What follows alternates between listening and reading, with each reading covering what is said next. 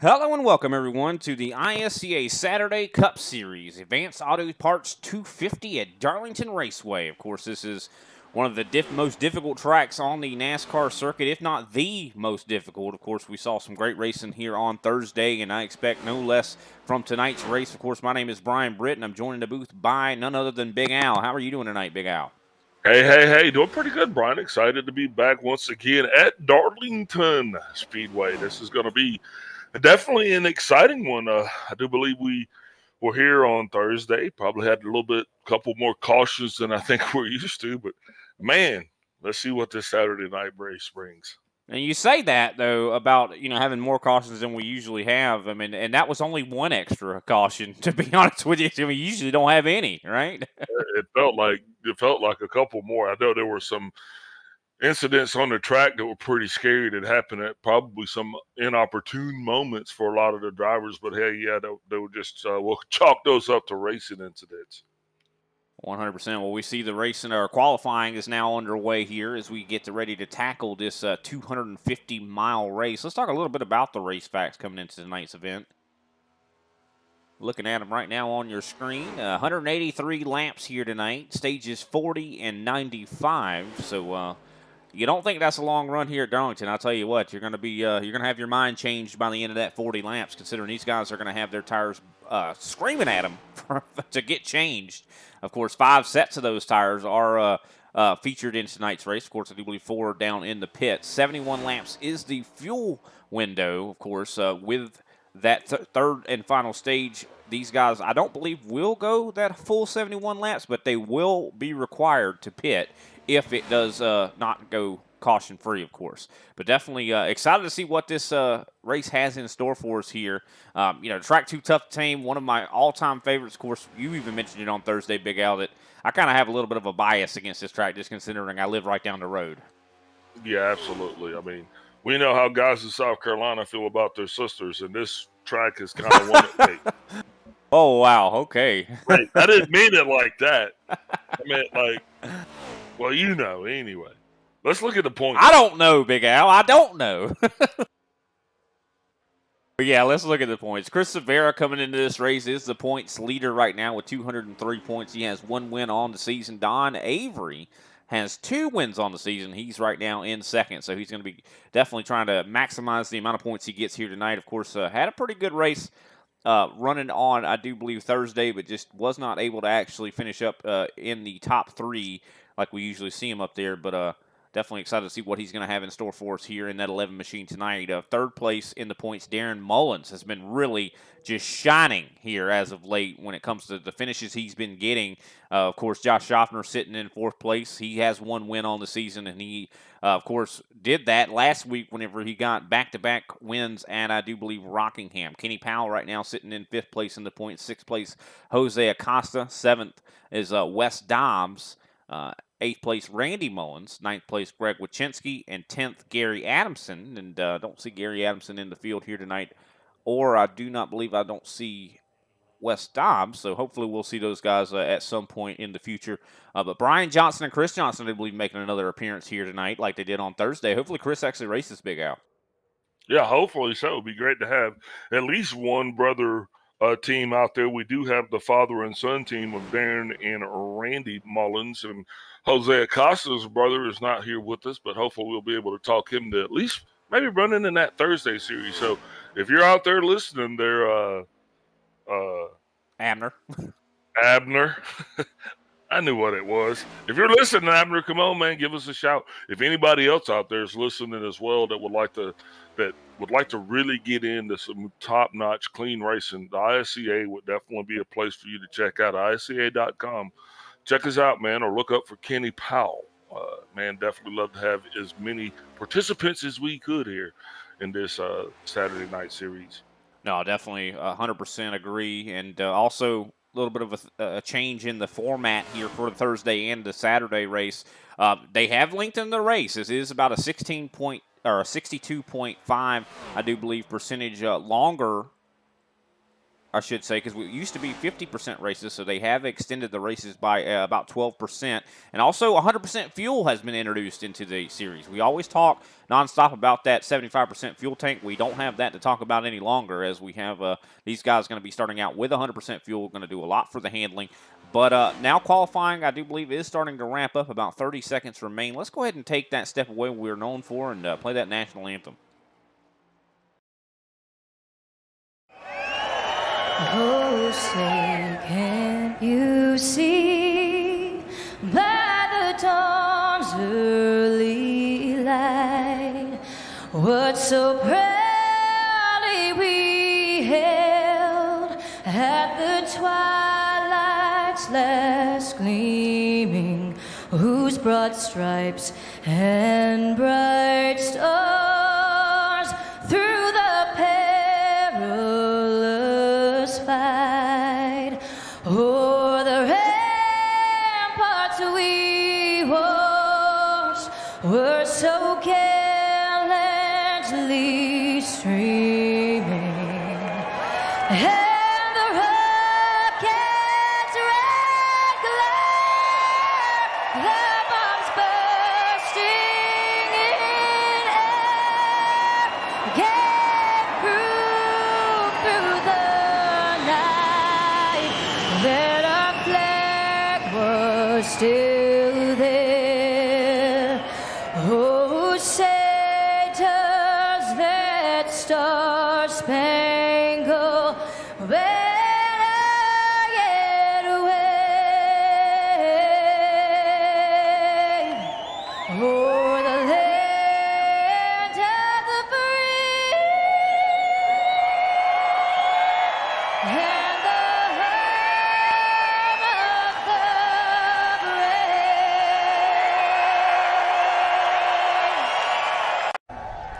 Race fans, it is time for those most famous words in motorsports. Drivers, start your engines!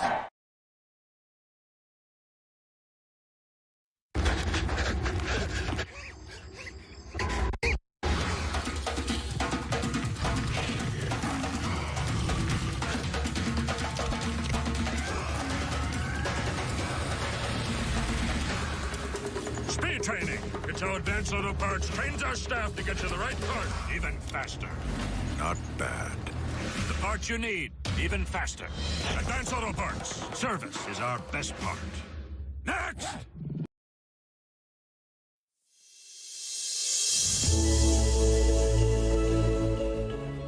Hey everybody, my name is Warren Maddox. I am the president of Ultimate Experience Outdoors. Our mission, we are dedicated to taking veterans, first responders, youth, and Gold Star family members on outdoor excursions across the country. Support for our mission has many forms, from camp cooks to the great storytellers, some buddies with the band, maybe you just want to build a campfire and sit around and listen. Nothing goes unnoticed. Camaraderie is reborn. The acceptance among the men and women that took an oath. Whether it was decades ago or recently renewed, but never forgotten. If you feel like you could help us, please visit our website, www.uxonation.org. There, you can register to hunt, sign up to sponsor an event, or even donate to us so we can continue to execute our mission. Oh my gosh, I'm so comfortable, bro. We get a hug, man. What have you done here?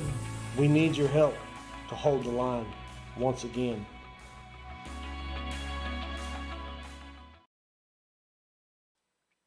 And we are back, ladies and gentlemen. We have the grid set for this evening's action. Chris Severa going to qualify on the pole with a 29.038. Randy Mullins not far behind there in second place. Third place going to be Jose Acosta with Joey Preby lining up in fourth. Fifth place going to be Don Avery. Darren Mullins starting sixth. Seventh place Greg Wachinski. Eighth place Kenny Powell. Ninth place Clayton Hoffman. Glad to see him back. Brian Johnson rounding out our top 10. Josh Hoffner takes off in 11th. Chris Johnson in 12th. And Derek Jacobs rounds out this 13-car field. can't wait to get this racing started here, as it has been a while for these guys to be running here the Saturday night series at Darlington, even though we participated in the Thursday race. I know we probably confuse people because we do make mention of that, but it is kind of the same series, same song, different dance, if you will. Yeah, of course, two separate points, but you do see a lot of the same drivers kind of in both series, and a little bit less numbers here tonight, here in Saturday. But I'll tell you what, Saturday usually is known for being, a whole different story usually. So I'm curious to see what we're going to see here tonight as they start to get rolling here. It is going to be a different story, Brian, especially this race as the lights are out on the pace car. We'll be getting ready to go green flag racing momentarily, but now we finally get to see Clayton Hoffman race against Chris Severa. This is something that I personally, this is one of those battles right here that, that I've been waiting to see for a while. So hopefully this thing will come to fruition and going to give us some pretty exciting racing here tonight, folks. Yeah, I think so. I mean, it definitely is a battle of juggernauts for sure. But I also think Randy Mullins has got something for these guys. I mean, he was very fast on Thursday. Also, Josh Schaffner is in the field. I mean, he finished third, had a chance maybe even to grab the victory. Of course, I do believe Matt DeCiani was able to get that one, though. I mean, could we see a similar one here tonight? I'll tell you what, though, even though guys might feel like they lucked into wins here, you don't really luck into a win at Darlington, that's for sure. As the pace car dips down pit road, and the green flag is getting ready to wave as Chris Severa is in control of the field. They getting ready to enter the Geico restart zone, and the green flag is out in the air. Double file. No one really shining on this restart, Big Al. Well, Mullins was. That's definitely an excellent start for Randy Mullins, as he was side by side. It was a drag race for him and Chris Severa coming off turn one. And it looks like everybody, for the most part, has single filed out, except for the front. Randy Mullins going for the lead. He dives it into 3 and 4, and it looks like he is going to make that pass happen. Look at it. That car is stuck to the ground. I'm wondering if maybe he made some adjustments after last race, Thursday's race, I should say. And Randy Mullins definitely looking really good here in the early portions, as we're only now 2 laps into this thing. And so far, so good. Pretty clean. Yeah, I think Mullins, though, just wanting to get out front, take advantage of that clean air. Severa not pushing the point, though, because he understands this is a long stage right here. There's a long way to go, a lot of racing left. Also, to note, good to see Chris Severa back in that Ford Mustang tonight. Yeah, I do believe that actually was an accident. I was talking to him before the race, and he said he accidentally selected the Ford. So either way, nice to see that old school kind of Chris Severa. Well, that's not a mistake. You know what I mean? Anytime you get in a Ford, that's a good conscious effort. Green flag racing continuing, though. Randy Mullins was kind of putting on the show. Star-studded field tonight here. It's now the 92 of Clayton Hoffman. Is going to be making moves around the 65 of Joey Preby. Yeah, he is definitely very much on the move, able to make these passes look almost effortless as he moves up into the top 5. Definitely yeah, he awesome is performance so far from him. Yeah, Clayton Hoffman, our biggest mover so far tonight, starting back at 9th place, now up to 5th place as he continues his crusade to get up to the front. Take a look on board as we ride with Clayton Hoffman here, and look at that, 180 the speeds these guys get into the on the straightaways. Very fast. He started 9th place, already up to 5th, and he's already on the back door of Greg Wychinski, as you see some battling up front here. Jose Acosta and Severa pretty close to one another. Yeah, and I think right now these guys are doing exactly what they need to do, man. Let's just kind of keep the leader just right there in your sights, let him go. And Randy's going to run his own race. We learned that from Thursday night. But these other guys, it looks like they're going to do the same thing, because you can't chase the leader too much here, man. As Clayton Hoffman now slowly putting pressure on Wychinski, and that's going to make Jose Acosta's ride a lot less comfortable as well. Also, Darren Mullins starting to put some pressure on Joey Preby. Pass for, I do believe, 6th place is underway. Preby, of course, making some big moves. Well, I should say Darren Mullins making big moves, able to make that pass and get up into 6th place here. But here comes, I don't think that battle's over, as Joey Preby tries to get to the inside, not quite able to get there. Kenny Powell not far behind watching this battle. A little bit of a loose condition off of the corner for Darren Mullins. Joey Preby tries to capitalize.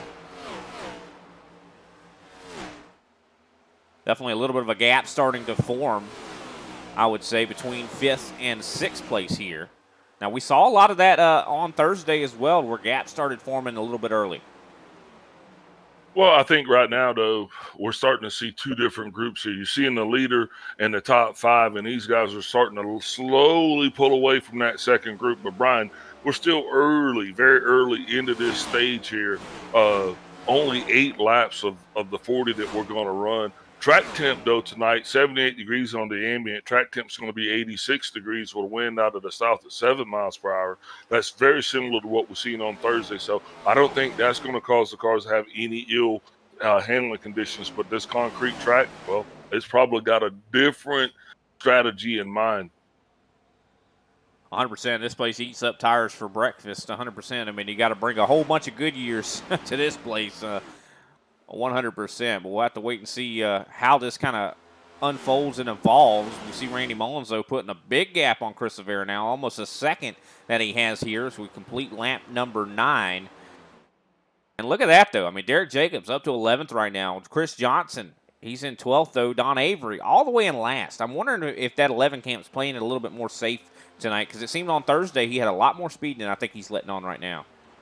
Well, and it's still early, so maybe he's going to, mount a charge a little bit later on, just maybe conserving tires. But he is considerably off the pace, though. Derek Jacobs, the only driver that's in the 31s on the laps around the racetrack. So that's something to note as well. If these guys in the back don't pick up their pace, with us just being about halfway into this stage, a tenth and a quarter of the way into the stage, they might find themselves in a serious situation before this stage is over, Brian.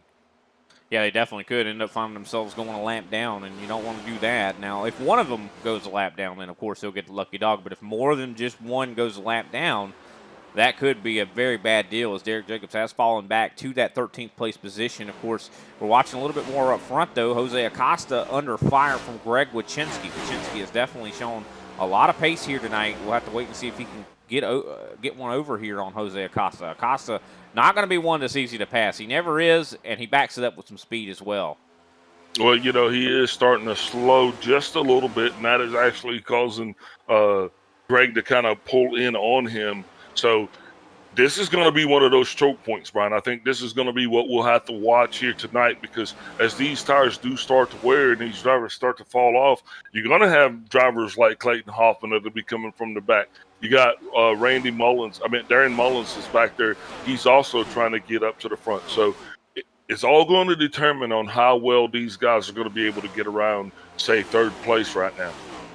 Yeah, I mean, you see these guys actually starting to catch up to the rear end of Clayton Hoffman here, Joey Preby. One thing about it, Kenny Powell's also right there.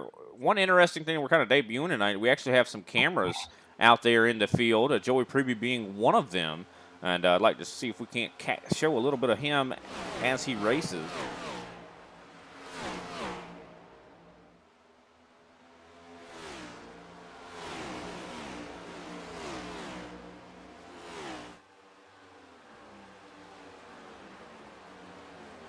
See kind of on your screen at the moment, you see Joey Preby kind of wheeling that 65 machine around. Definitely kind of cool to get that little bit of an insight and see what these guys are doing with the wheels in real life, Big Al. 100%.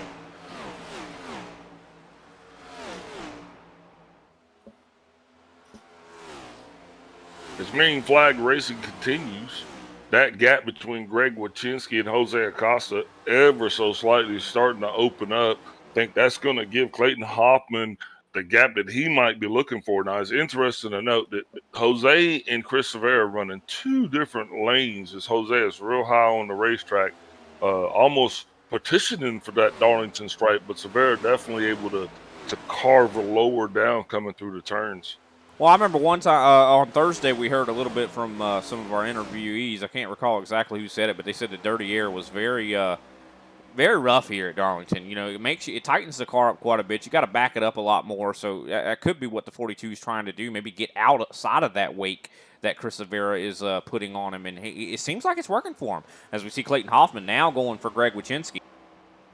Yeah, Clayton Hoffman will make that pass happen pretty easy there coming into turn 3. He's going to slide up the racetrack, get it back into momentum, and now he's going to get the drive off.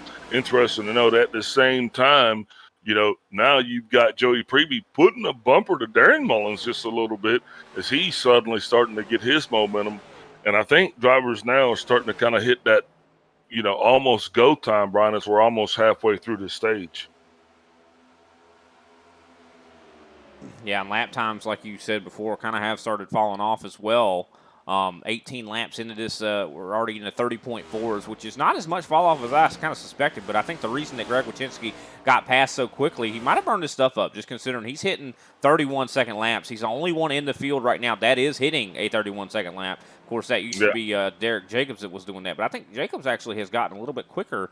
So glad to see that. I tell you, Jacobs has been doing nothing but improving, and you can tell he's been putting the time in. And that's what it takes to get better at a track like Darlington. Oh, yeah, absolutely. And Darlington is a driver's track. This isn't a cookie-cutter track.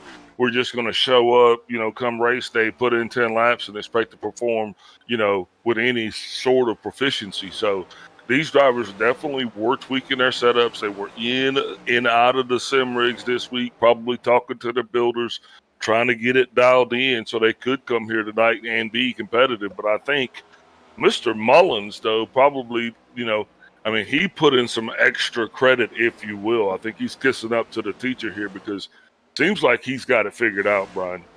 He definitely seems like he's got it figured out. But remember on Thursday, in that 30-lap run area, it seemed like he started to struggle. So we'll have to see if that's going to be the case here tonight, if he was able to actually make that car handle a little bit better on the longer run. But we do know that clean air is key here. I mean, track position, if you're able to be in the lead, you're going to have a distinct advantage on everybody else, just considering you're able to kind of set your own pace and not wear your tires out quite as much, because the dirty air does seem to cause a little bit of premature tire wear. Yeah, definitely. I totally get what you're saying, and that's a good point to mention, though, because he did actually start to fall off with 30-plus laps on his equipment last week. And I think we got a lot of guys that have been possibly kind of just waiting on this moment, because it's really not go time until 10 laps to go. I think that's when drivers understand that it's time to put the hammer down and try to secure yourself some of these valuable stage points. But right 100%. Now, Don Avery's going to find himself just on the outside of those stage points. If he doesn't find a fifth gear, maybe he can kind of catch up here to the crowd. Not sure what's going on with Mr. Avery. He is running pretty fast, consistent laps. The only driver right there thus far to turn a plus 31-second lap was our leader on that last lap. Did bring it back down on this one, though, Brian. Yeah, that's definitely interesting about Don Avery. Not sure what's going on right now, but, he is running some really good laps, as you mentioned, and starting to kind of catch up a little bit, but he has a long way to go, just considering the gap between him and Brian Johnson, who's in 10th place, is almost 5 seconds. That is going to be a hard thing to kind of get back, but I think that they just want to survive, because they know the early portions of these kind of races at Darlington, a lot of guys, aren't really used to a track that's this difficult. Yeah, but think about it like this. With 23 laps on their equipment, Don Avery right there turning the fastest laps on the racetrack. Oh, next to Chris D. Johnson. No, wait, I'm sorry. I was right the first time. I looked at the wrong screen. But, yeah, Don Avery, the fastest guy on the racetrack. So I think maybe that does definitely talk about what he's doing, as it looks like Chris Johnson is going to get by. It's actually Brian Johnson making the pass there on Darren Mullins. Johnson. There you go. Brian Johnson passing Darren Mullins. And he is definitely well on the move right now. Brian Johnson was very fast on Thursday, claimed a second-place finish. Of course, we don't see a lot of Brian Johnson any longer, but I hope we do see a lot more of him here. As Kenny Powell now trying to get by Greg Wyszynski. Wyszynski, I do believe, just got in the wall. 3 wide for just a moment there. Very hairy situation as here comes Brian Johnson on the inside. He's going to slide up. Contact! Huge contact with the wall. Not good as Wyszynski and Johnson make contact. That's going to slam the Johnson into the wall, and I'm absolutely pretty certain, Brian, that is going to probably not only end this night, man, but it's probably going to change his mood. And he is definitely the recipient of a meatball flag. I don't know what's going to happen. We'll have to look at the replay on this to see if he was clear or if he wasn't. But Greg Wachinski not going to be getting any Facebook friend requests from the Johnson family this week. Yeah, I'm not sure what happened. I think it was just a big cluster of race cars right there. We saw even a 3-wide scenario. We see Kenny Powell right there. Josh Schaffner goes through the middle. Falling back, right? Yeah, he definitely is. Schaffner and Powell able to get by, but this is a bad spot to catch. I think Johnson started to go up the track a little bit, just did not have enough room. And just unfortunately, calamity kind of ensues. And like you said, I mean, he face planted there, Big Al. I mean, his car smacked directly with the outside wall with a tremendous amount of force, and that is enough to break that toe link, as you can see on your screens. Unfortunate. And now, that's our first caution based on an actual accident. Cautions are few and far between here at Darlington, just considering how big the apron is. But they still do happen, especially when something like that happens. That was an accident that was right in the racing groove. Hey, would you like to talk to Brian Johnson? I mean, we could definitely try if he's not too upset. Hey, he's in the booth. Brian Johnson, we got you up here in the booth. I know you're probably a little upset right now. We wonder if we can get maybe your perspective on that accident. Came up on some slow cars. Me and Josh were just hanging back there, saving tires, and we were making our run. And I hugged the bottom trying to get that group of cars, and it looks like Greg just got a little bit loose and hooked me into the outside wall. Yeah, it was quite a hard lick on that wall. For sure, broke your toe link. Hopefully the damage is not too severe. What's the estimated repair? Yeah, I'm done. I got 8 minutes required. Well, definitely hate to see that, man. You had such a great race on Thursday. We're hoping you were going to be able to back it up with another great, strong finish here tonight. Unfortunate, man. But before we let you go, who can we give a shout-out to just to, maybe make it a little bit better? Yeah, shout out to Southern Spiral Pipe, G&G, and you guys up in the booth. All right, thanks, Brian, and we appreciate your time, and hopefully the rest of your night can be a little bit better than what just happened. All right, I've been promoted to spotter, so take care, guys. Well, definitely good to see he's still going to be helping out, and glad to see that at least, Big Al. Oh, 100%, man. It was awesome that, he was poised and kind of had himself collected, because nobody wants to kind of have that happen, man, and just so early on into the race. But, man, it's been great racing so far, and now looks like we're going to be in a quasi shootout here just for the last 10 laps maybe, and that's going to make it even more exciting as the lights are off on the pace car. He's going to be soon getting up out of the way, Brian, and we'll be taking this thing back to green flag racing. Then I think it's probably going to be a chance for maybe another caution. Yeah, what's really interesting as well, too, Randy Mullins dropping to the field. I do believe he's like at 7th place, I think, right now, if I'm not mistaken. So new leader, Chris Severa. Clayton Hoffman also, he's going to be starting on the high side here. I think these guys are on older tires. Yeah, they're all going to be on 30 laps once they cross the line, and that's all the way down to 6th place, which is Schaffner. So Schaffner, Avery, Preby, Powell, Hoffman, and Severa all on old tires here. This is going to be scary. I mean, the lap times are so different. Chris Severa wasting no time. He goes really early. Definitely Avery caught Clayton Hoffman sleeping there. And Avery was really squirrely. And that's to be expected. When you're on 30-lap old tires and you try to gas it up, I mean, we've seen guys spin out at a track like this because of something like that. One went early, one went squirrely. For sure, as we do see some battling going on right now. Don Avery trying to ride the top side here. Oh, is the 54 underneath the 42. Almost trying to give them the bumper there just a little bit. I know those guys were just almost swapping paint. Both of those two guys were on fresh tires, though. So they're going to be trying to make their way to the front as Don Avery slowly slips to the back. Yeah, here comes Randy Mullins on the inside of Jose Acosta with the newer tires, I do believe. No, both Jose and Mullins are on fresh tires. Well, that's okay. Well, definitely interesting to note that Randy Mullins showing significant speed as he's going to try to get around Josh Schaffner here.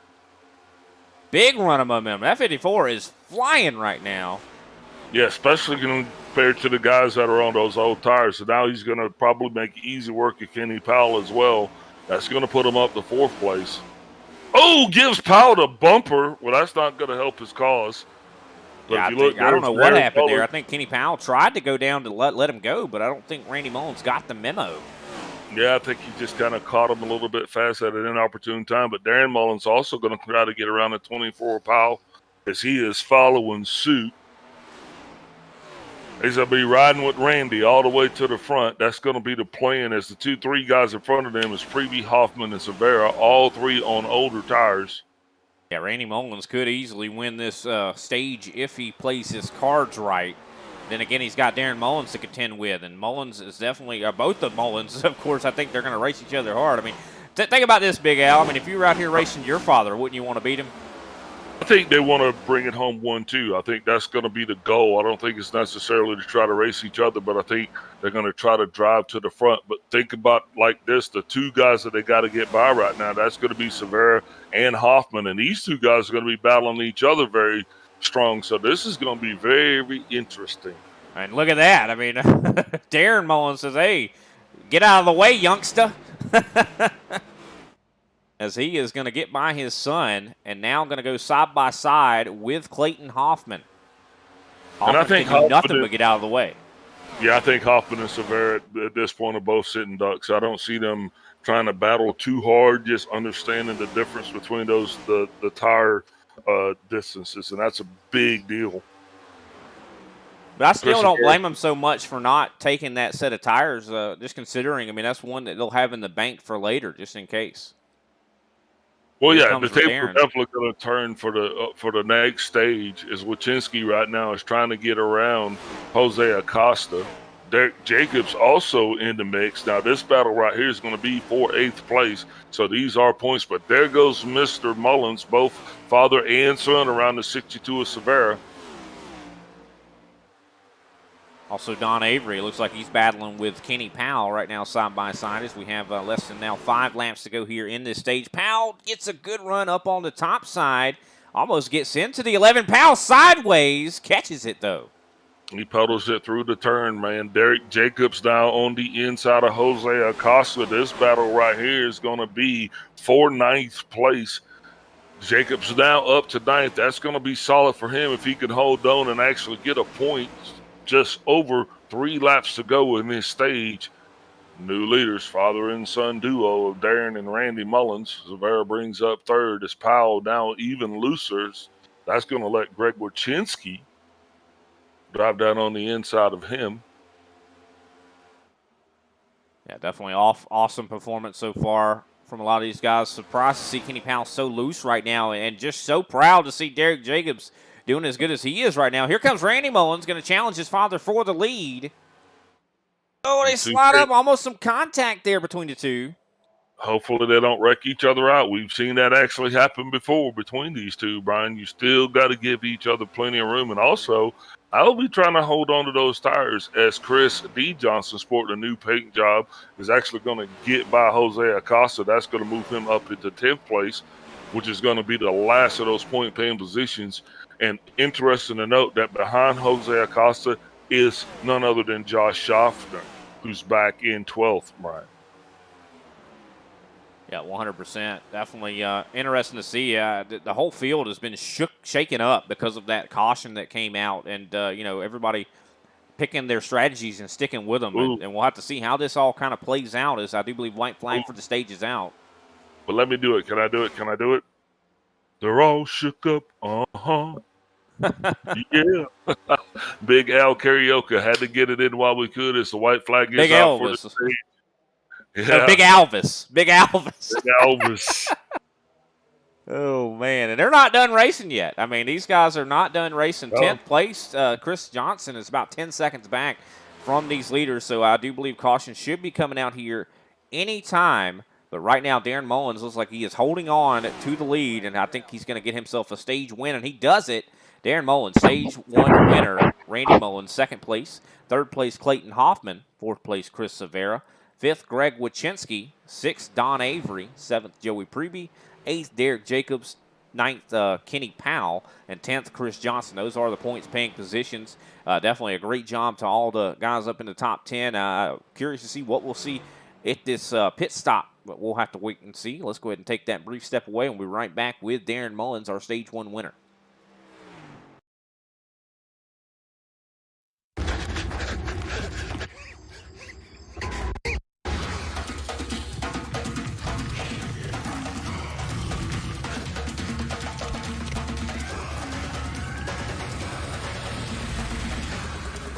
Speed training. It's how Advanced Auto Parts trains our staff to get you the right part even faster. Not bad. The parts you need even faster. Advanced Auto Parts. Service is our best part. Next!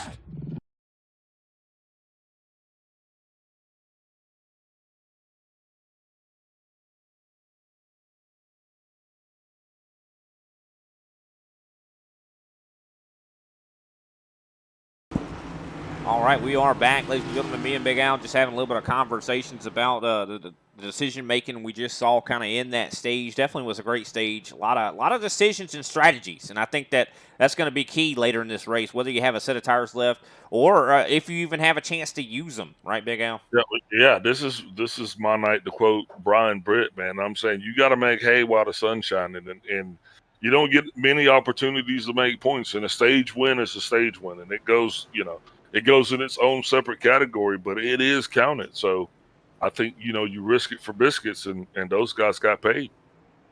And it looks like Greg Wachinski, I do believe, deciding to stay out. But let's go ahead and grab up Mr. Darren Mullins, our Stage 1 victor, as he comes off of pit road in third. Hello. Mr. Darren Mullins, we got you up here in the booth, man. Congratulations on your Stage 1 victory. How you feeling? How's the car feeling? I was feeling pretty good, man. Just kind of being patient. Thought we might burn a set of rubber to try to get that win, and it worked out. And definitely your stage points very, very, very important here in the ISCA for sure. But, I mean, I saw you were battling quite hard with your son there. Is there a little bit of some competition, father trying to beat son? Yeah, I mean, Junior's got a lot to learn, and, I'm just trying to teach him. That's all. He'll get there. That he will. Well, definitely a solid battle between the two of you. Luckily, you guys didn't wreck each other. It was very close between each other, but you were able to get that stage win and going to definitely do some points or some good for you. What's the strategy from here on out? Same thing. Try to keep this thing in the top 5, hopefully, throughout this stage.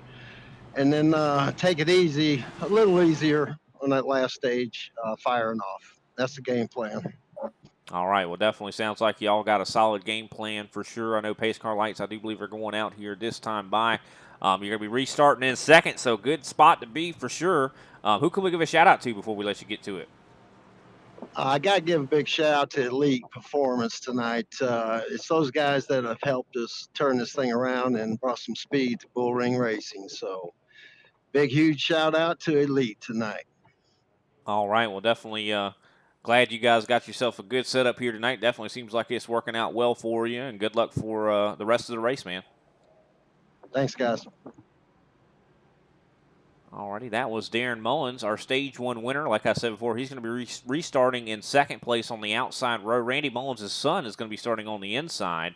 Don Avery, who we saw towards the rear of the field earlier, now finds himself in fourth place. Chris Johnson also was closer to the rear of the field. He's in fifth, Big Al, so quite the change up here. Once again, it all shook up.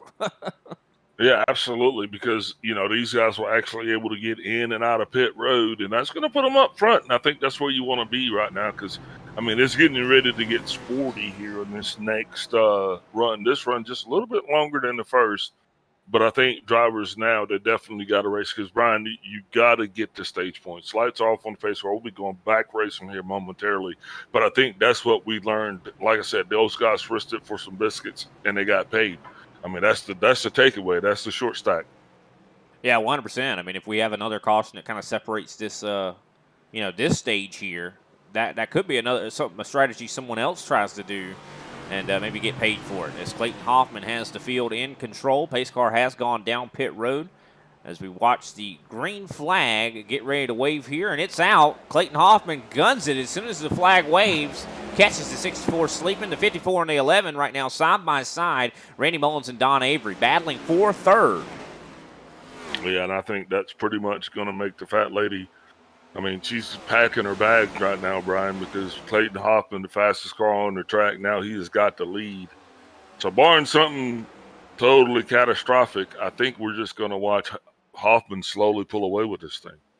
That's usually the Clayton Hoffman special. That's usually what we see, and glad to see him racing here on a Saturday. This is something we don't get to see very often. Of course, he's known for racing in the Thursday series, but so glad to see him out here, and hopefully we continue to see him, Big Al, as he has about a 7/10 of a second lead on Darren Mullins right now. Of course, Darren Mullins sitting in second, Randy Mullins sitting in third.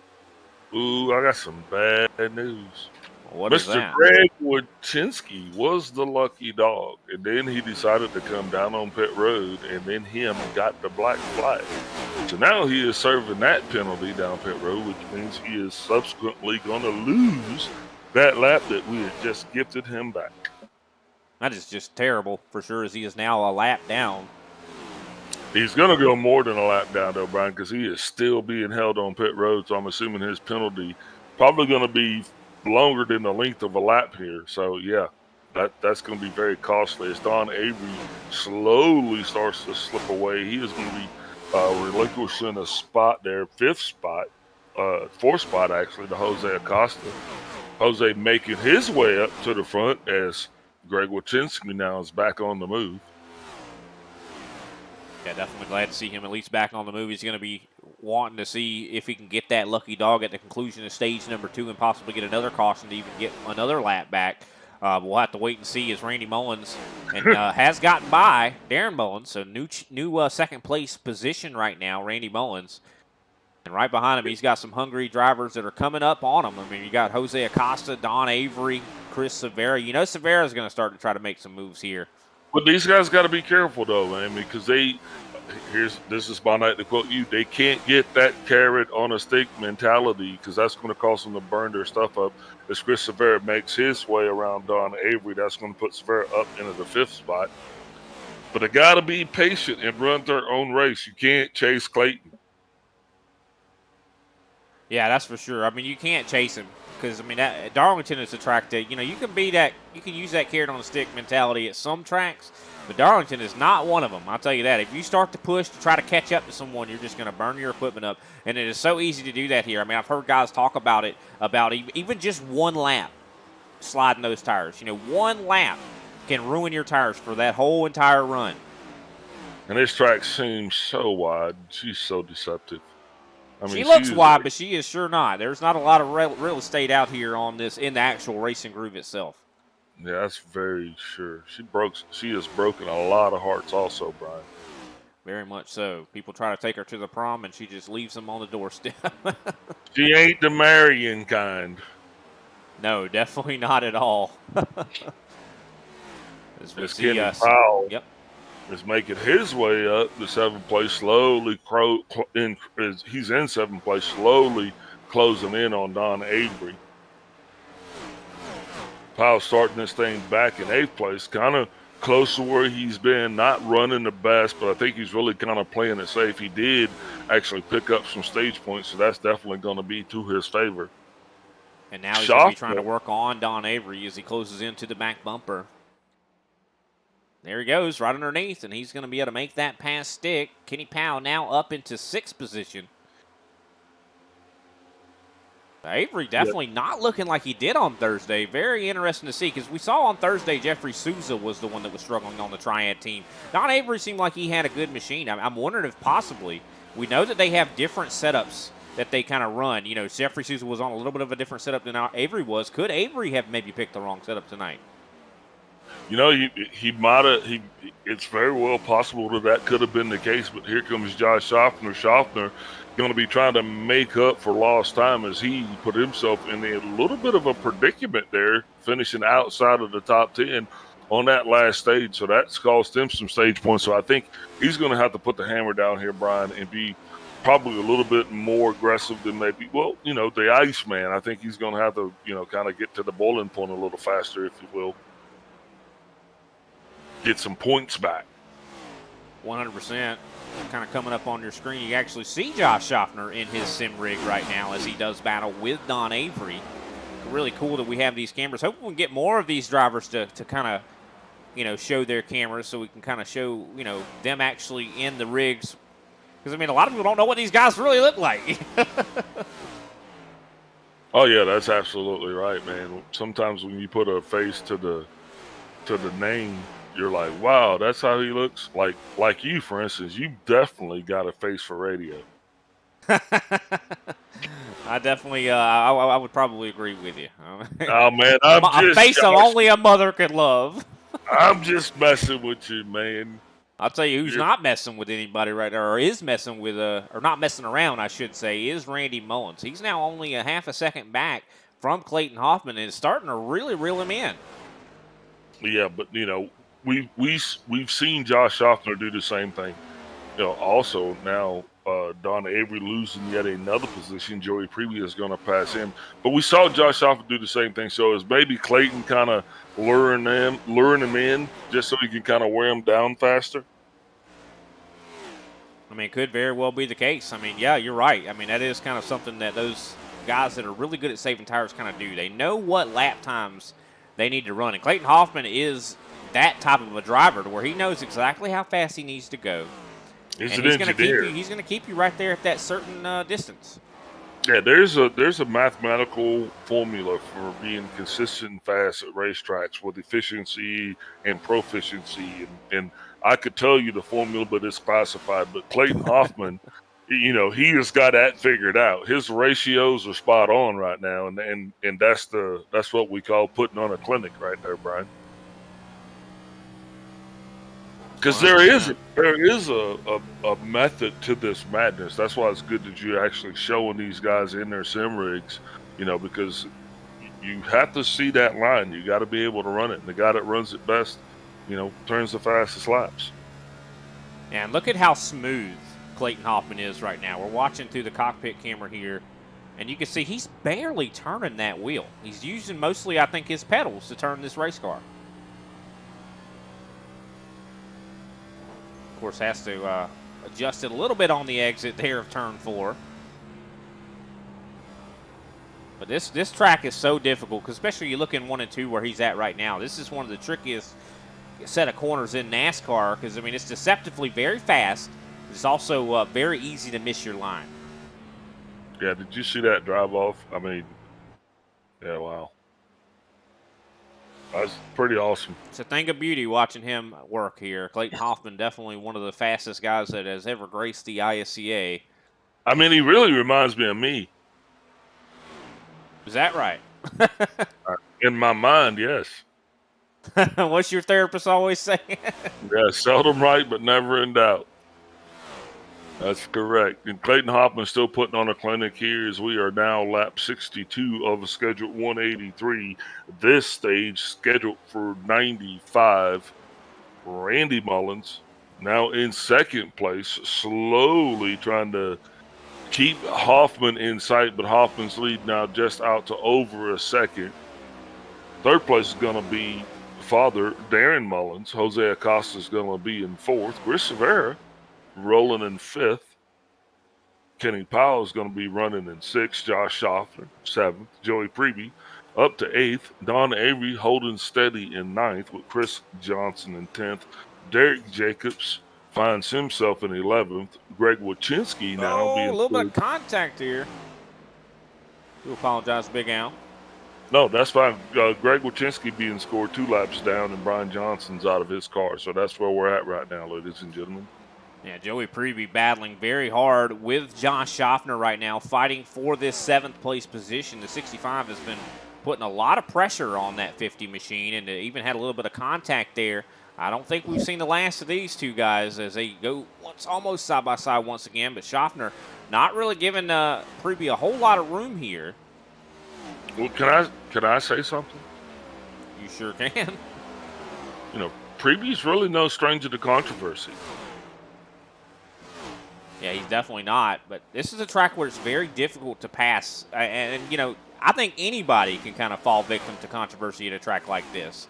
I mean, you can't hardly go side by side at this place, and you have limited. It's almost like a road course. At road courses, there's passing zones. So I think the same thing can be said about Darlington. Yeah, but then I could say if you just roll that beautiful beam footage, you'll see that we were 3 wide here at least once tonight. Yeah, but it was right after they were 3 wide, they had a wreck. Well, I just said just that one point in time where they were 3 wide. Ooh, these two definitely getting more than too close for comfort.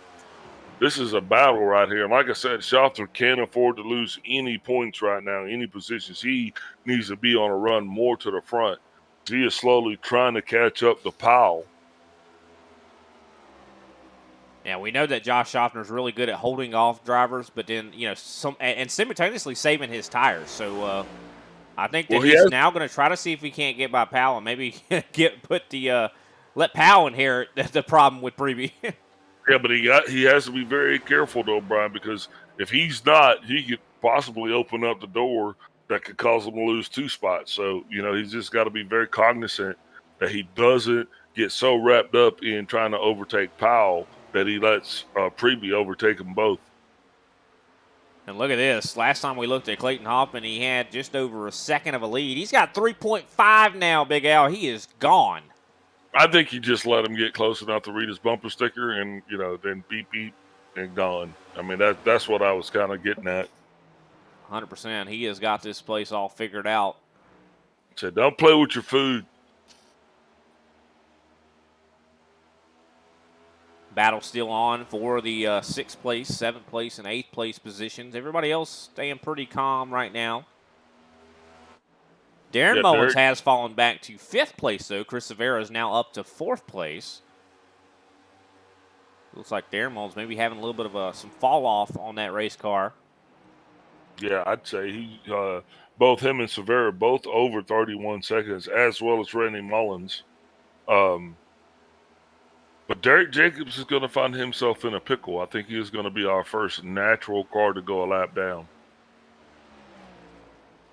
Yeah, I think he might. I mean, doesn't have a lot of time left here. He's 18, almost 19 seconds behind the leader right now. Of course, lap times around this place upwards of 30 seconds around this place. So we'll have to wait and see. I mean, I think Clayton. I mean, if anybody's going to put you a lap down, it's probably going to be Clayton Hoffman. Just knowing how fast that driver is, and he's just turning some blazing fast times. And you mentioned it before, Darren Mullins, though, was one of the slowest cars on the track that last time by.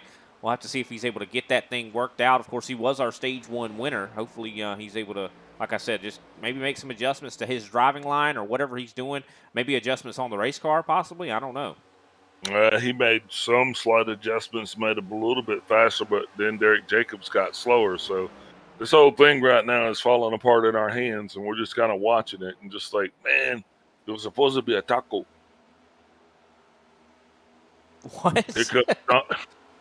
Well, I'm just, you ever had like a sandwich fall apart in your hands? You know what I mean? Oh, no, never mind. Well, that's why you put the tortilla underneath your taco. That way, when you're eating it and the contents fall into the tortilla, and you got another taco. Oh. I see a taco. Donna Avery making it around Joey Preby. Preby kind of sliding the wrong direction. Now Avery, like what you were wondering about, I think is quite not that case. I think Avery is definitely faster in the long run. I just think he kind of might have got bit by the decision to not pit when so many other drivers did, because he was really squirrely on the restart, Brian. Yeah, I mean, Avery last time by was the fastest car on the track, I do believe. And I think that he's just been saving. I think you got, pretty much right here. As a 64 now going to get passed by, I do believe, Josh Schaffner. Kenny Powell just made it by him. So Powell now moving his way up into, I do believe, the 5th place position. Avery getting Mullins getting really loose there as Don Avery kind of came up on this inside. So just like that, the 64 Darren Mullins going way the wrong direction. I think he is now down 2 slots. Yeah, he's definitely struggling. Yeah, absolutely. And soon to be 20 laps here remaining in this stage. Of course, I do believe this time by 21 to go is now Joey Preby's trying to get to the 64's back bumper here. We're almost getting closer to the halfway point of the race. And I'll tell you, this thing's been flying on by as Preby does make the pass on the 64 and then moves his way up into that 8th place position. See Josh 20 Schaffner. laps left. 20 laps left in this stage, and I'm afraid that just by doing the math, Eric Jacobs is going to have his hands full here. No, I definitely think so. I think he's getting ready to go a lap down sooner rather than later. Definitely, unless he turns on the afterburners here, as we see Josh Schaffner and Don Avery.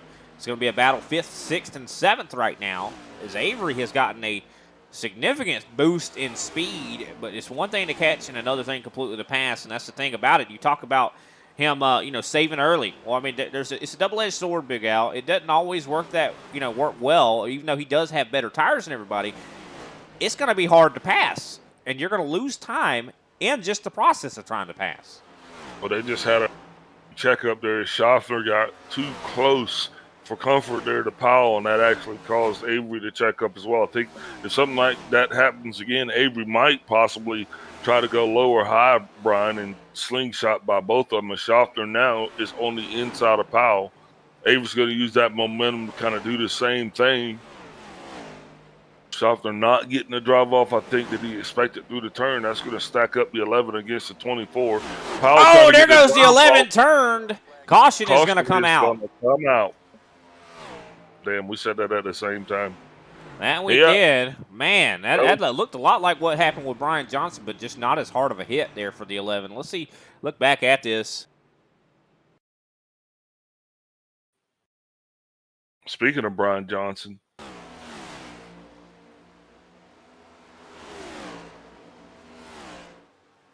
Take a look back at this accident here. As you see, Schaffner gets by the 24. And Don Avery, side by side. Take another look at this. Oh, yeah, Kenny Powell just got loose and came down into the 11. Unfortunate.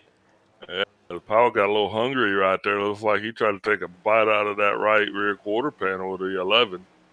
Just very unfortunate. But yeah. Fortunately, though, for the 11, didn't hit too hard. I mean, it was a hard enough hit that he probably felt it, but I don't think he broke anything like Brian Johnson did.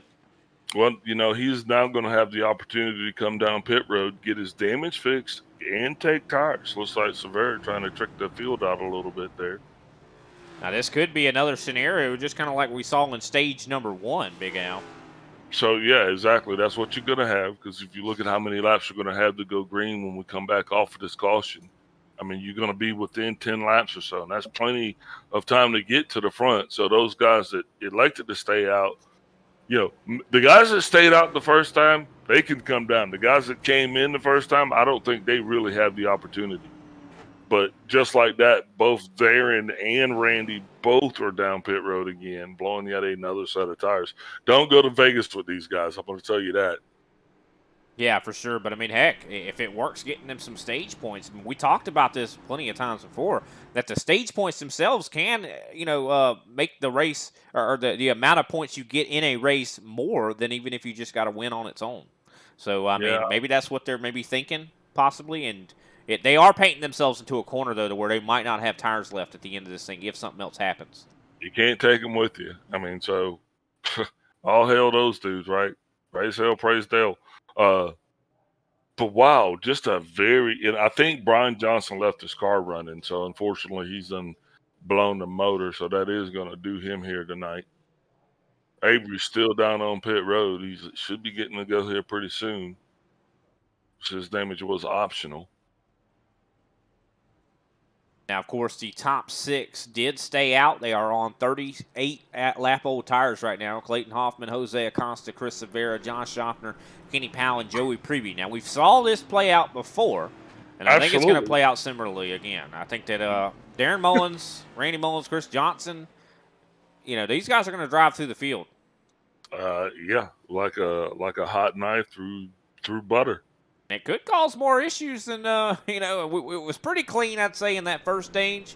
But you got to think, this is Darlington. After a while, the focus and the mental fatigue starts to wane. And, different speeds. We even saw Josh Schaffner and Kenny Powell whenever they were behind each other. I mean, Schaffner was having to modulate his throttle, be careful with the way he was getting onto, closing in on Kenny Powell. Because, contact, especially when you have different levels of tire wear, can be very hard to predict. Yeah, Avery had significant damages. He is back down pit road again. Not going to have quite as much time this time to make corrections, but I mean, he must have really wanted to get something done. But it just gets really interesting now that the lights are out on the pace car. Now we'll be doubling this thing up, Brian. But I guess it doesn't matter to Clayton Hoffman about stage points, right? So he doesn't care. I think he's just trying to be around here at the end of this thing to be up front. So with that said, that kind of changes strategies just a little bit. But to Jose and Severa, Schaffner, and Powell, I mean, it's going to be an issue. Yeah, 100%. I think you're right. And Clayton Hoffman definitely being out here, he's not really running for a championship. But, I mean, of course, he has every right to still be out here. But, I mean, it could come at a detriment to points for some of the other drivers out there. We'll have to see how this kind of works out. I mean, I don't know. Yeah. We might see another caution here. We'll have to wait and see. Yeah, you're going to be watching to see. These guys are going to have 40 laps on their tires once they cross the line. Brian, you're going to have to watch to see how many of these guys are going to be able to control and catapult that thing forward and keep all of that traction onto the ground instead of getting spun around. So things are going to get really squirrely here. Yeah, I mean, we saw it earlier when they started on like 30-plus lap old tires, and they definitely got really squirrely. So I think you're right as we get ready to have that. Oh, there it is, just like that. Jose Acosta smacks the outside wall. Green flag is still out, though. Yeah, and that puts us 4 wide back in places, and we're still trying to sort it out. Definitely going to cause a lot of frustration for drivers. Randy Mullen's going to receive a black flag on that restart there. That stuff will going to put a big dent in his night. 100%. I do believe that has something to do with Jose Acosta. Absolutely it does, as he would have been caught passing Jose on the inside. It's just unfortunate to see that. I mean, you can't really predict something like that. When the green flag waves, your best, your guess is to go. I mean, and you don't expect someone to spin out like that. Jose Acosta's still sitting in 4th place. I know that, Jose didn't mean for that to happen, but it's just unfortunate. That's kind of a result of trying to start on those older tires, and you have to be so careful when it comes to mashing that gas pedal back down. As Chris Severa and Clayton Hoffman, all the way up here to the front of the field, they have over 3 seconds back to Kenny Powell. Now, Darren Mullins, I do believe, is on the newest tires out there, if I'm not mistaken. But he's having problems because Josh Schaffner just actually made his way around Darren. Darren's slowly kind of shifting back at it. And at first I was thinking his tires were warming up, but I don't think that's the case. Behind those two guys, though, Chris Johnson and Don Avery are battling as well. Schaffner, though, seeming to be moving forward instead of backwards here on the restart. Yeah, I mean, Schaffner's on the same amount of laps on his tires as, everybody that stayed out. So this is very odd, as even Avery's starting to try to get around, I do believe, the 64. I think Don Avery might be on newer tires, though. Yeah, Avery just pitted. So he is on fresher tires. Now this is going to get interesting now. So that lets me believe that the 64 suffered some kind of damage as Avery makes it 3 wide to dive into the corner here on the inside of Schaffner. Schaffner's going to lift just a little bit. No, he didn't. Avery really bending that wheel tight. Oh. That's going to cost him. He almost loses it. He is going to lose it. He does save it, though. Yeah, he just drove that way too hard into the turn there, Brian, and that's going to cost him tremendously as he's now going to slide all the way back in front of Joey Prevey, and that's just going to keep him just in the top 10. Yeah, for sure. And, you saw exactly what happened. He dived down there onto the apron, and that's one of the things a lot of people don't realize about this track. When you're watching it, like, well, what about all that asphalt down there? Why don't they use that? That has no grip on it, The racing line on this track is the top of the track, essentially. I mean, there's a dotted line that goes around the bottom. You can see it right there. You don't go beneath that, Yeah, it's the white part of the watermelon rind. 100%. You see all this room on that apron. Why don't you go down there? Do you know one thing that we kind of experimented with back in the day? You take a F1 car and you bring it to Darlington, you can actually drive it down there, or a car that has significant downforce. But here comes Avery once again, going to be trying to get around Derek Jacobs. He rolled right through Severa and Johnson as if he was driving a F1 car there, and they weren't. I mean, that 11 is on a rail now. He has made it all the way up, getting ready to take Darren Mullins. Now he's in 5th place. It'll be just a matter of turns before he is all over Jose Acosta. Yeah, I mean, he's flying. It just shows you how important those new tires are. But I do believe he might run out of time here. He's still got about quite a bit of distance to get up there. Yeah, I don't think he's going to be able to catch the lead too, but he's definitely going to put the moves on Powell and Schaffner. So that's just going to show exactly the amount of speed he's carrying. Not sure what happened to Clayton Hoffman. What happened to Clayton Hoffman? As he is all the way back to 9th place. Did I make him mad? I don't know what happened. He's not even showing up on my ticker here for some reason. He's now back in. He's a lap down. Yeah. Maybe blinked out for a lap, possibly. I don't know. That is very odd. I mean, that makes Chris Rivera literally by himself up in the lead. He's got about 3.6 seconds back to Avery. Avery might have enough time to catch him. But what's interesting is Randy is right on the cusp of going a lap down, and that's who Severa's going to catch. So don't think that Mullins is going to want to relinquish his lap. I think he's going to want to definitely sit out there and try to fight it out as much as he can. So that could potentially play into the favor of Avery. As we are 3 laps to go, Brian, and it's just, I mean, it's looking more and more like it's going to be a race. Yeah, I mean, it's definitely it's looking like a mess right now, just considering the only reason that Randy Mullins is even in this situation is because he, Jose Acosta had a bad restart and he got a black flag. So, I mean, he's got to be holding on because he if he goes a lap down, of course, he will be the lucky dog, but he doesn't want to go a lap down at all. And the thing is, if Randy Mullins goes a lap down, that takes away Greg Wyszynski's ability to even get a lap back. Yeah, we're halfway through this thing right now, and Greg Wyszynski just made it by Darren Mullins. Look at the closing rate of Don Avery. Last time we looked at him, he was 3.6 seconds back. Now he's only 0.8 back. I think it is well within the realm of possibility that Avery comes up here and steals this stage win.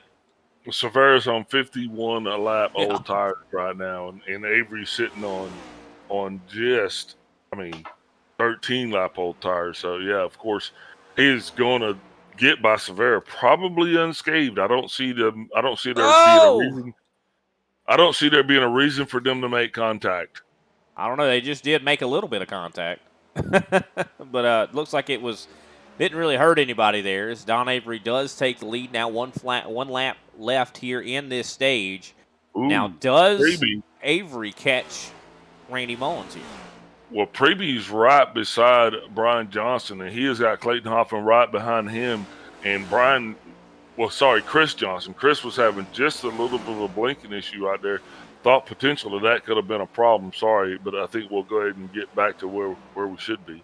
Well, they're definitely having some very close racing right here as the 65 and the 48 are side by side, as the caution flag should be coming out any time now, as they are having a little bit of contact here. The 65 and the 48 still battling it out. Yeah, caution should flag be out now. Should be out. Caution flag still not out. It looks like a little bit of a late caution flying here, and could have some implications for sure. Still waiting on it to fly. There it is. Caution, it's out. That's going to put Don Avery, your stage 2 winner. Chris Rivera coming in second. Josh Schaffner really improving his position, coming in third. Kenny Powell fourth. Jose Acosta in fifth. Darren Mullins sixth. Chris D. Johnson up to seventh. Joey Preby eighth. Derek Jacobs with another stage point in ninth. And Randy Mullins rounds out the top 10 point spinning positions. With that done, caution's out. Pit flags underway. We're going to step away, get a word from our sponsors, and I'll be back with your stage 2 winner, Don Avery.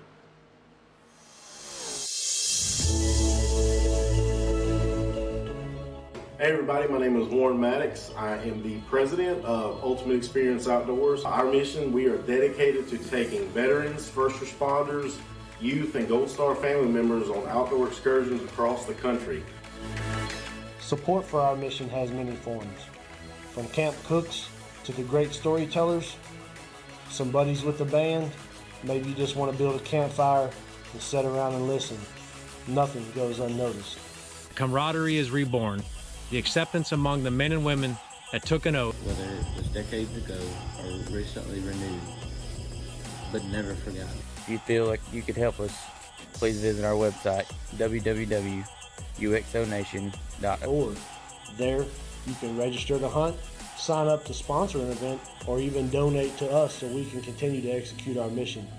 Oh my gosh, I'm so comfortable, bro. We get a hug, right? What have you done, Jim? We need your help to hold the line once again.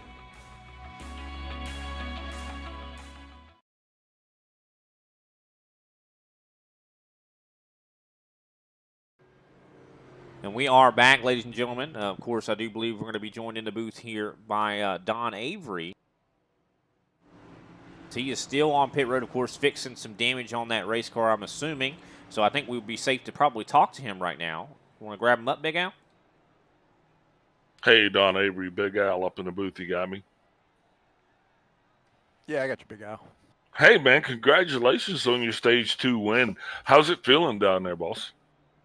Well, my wheels is about 9 degrees to the right through the corners, about 20 degrees, to the left on the straightaway. So I took tires there pretty stupidly. And anyways, I get my stage win. Congratulations on the stage window. Sometimes you got to risk it to get paid, and that's exactly what you did. Because I think you got knocked out of the points in the first round, didn't you? No, I think I ended up like 7th or something. I was just doing a little experiment there. I had it into the line penalty, so I was just laying back pretty heavy there, trying to save tires and see how fast I could come back through the field. So yeah, I think I ended up with a few points on that first stage. Well, good deal. So you got the Camry almost figured out now. I think you've shown the speed and the pace to actually finish this thing up front. You know, do you think you're going to actually be able to maintain that? Now that incident I got in with Kenny there put 3.5 minutes of damage on the car. Still got 1 minute and 32 seconds left, which I'm not going to get fixed. So what actually happened with that incident? We came off the corner. Felt like we were pretty tight. I don't know if I came up into him or maybe he got into the wall a little bit and bounced down into me. I'm not sure. We'll look at it after the race. So you're saying it was his fault? I'm not sure. No, there's just some tight race in there. So absolutely. Hey, Don, it's always a pleasure to talk to you. I know just busy, man. We'll appreciate your time. Congratulations on your Stage 2 win. Before we let you go, who you shouting out here tonight? Big shout out to my wife as always, Sherry. Hey, you guys up in the booth, Kenny for putting all this on, and it's fun racing out here. So absolutely, bud. Get it done, and hopefully we'll talk to you at the end of this thing. Yes, sir. Oh, yeah, try it too. Got to give a shout out to my teammates. Roger that, sir. Have a good evening. Thanks.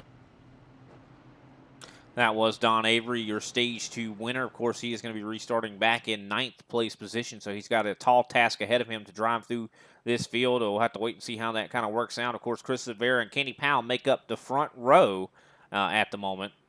And you know, it's interesting, though, that he kind of said that it was a mistake changing tires to win that stage. So that kind of makes us kind of lean towards the importance of tires at the end of this thing. And knowing that both Darren and John have both utilized their tires. So that even makes it more interesting. 1 to green, lights out, pace car out the way. Brian, you got it. Yep, Chris Rivera going to be having the field in his hands as we get the call for the green flag here once again. And he goes early just like always. He seems like he has got that pretty well worked out. Side by side for second as John Schaffner battles with Kenny Powell. Right behind them, Darren Mullins getting into the rear of the 48 a little bit of Chris Johnson. So definitely the heat has turned up quite a bit here at Darlington Raceway. Yeah, but right now I think it's time to chat and chill because, you know, you want to tell your driver, look, just relax here, man. Even if you are off the draft or whatever, is Schaffner looks like, nope, that's not Schaffner. Jose Acosta making his way around Derek Jacobs. He's got Clayton Hoffman pushing him as well. Yeah, Clayton Hoffman definitely desperate probably for a caution or something like that. He is now still 1 lap down, but has a lot of pace. So he's going to be a veritable that these guys are going to have to deal with as he tries to work his way and maybe get that lap back naturally, or the hard way, I should say. I'm glad you clarified. I'm glad you said that, because I think he would be a driver that will have the probability to naturally get a slap back, as Josh Schaffner now makes a move around his G&G teammate, Chris Severa, and that's going to put him up in the lead here, Brian.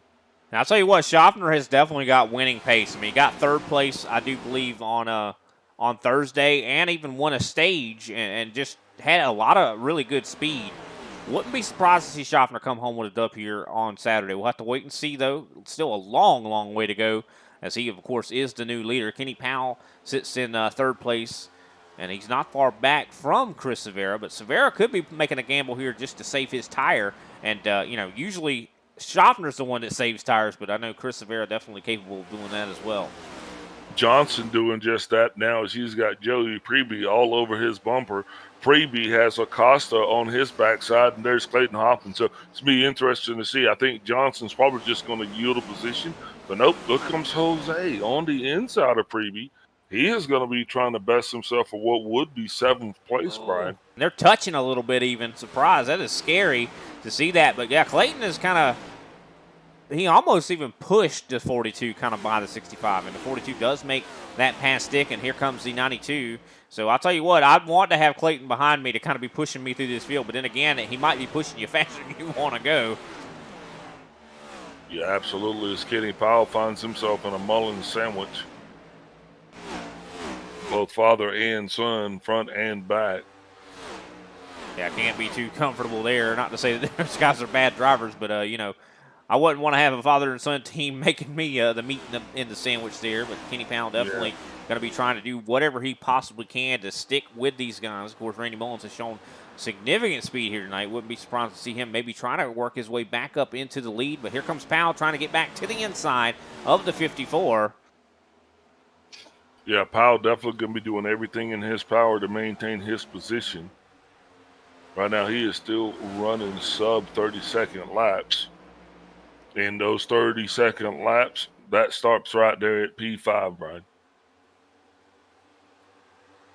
Yeah, 100%. Looking at lap times here, looks like Josh Schaffner hitting a 29.837. He was the fastest car on the track that last time by. Actually, yeah, he was the fastest car on the track last time by. Jose Acosta, a close second, who was in 7th place with lap time speed. But, yeah, most people are in that higher than 30-second lap time range, so we'll have to see how long that lasts. Of course, these guys are all about saving their tires now, because we will have a green flag pit stop if things stay green. Of course, fuel window is 71, so if we had a caution, I think right at this moment, we might be good to go to make it to the end. Kenny Powell really close to the back end of the 54. Battle is on for the 3rd place position.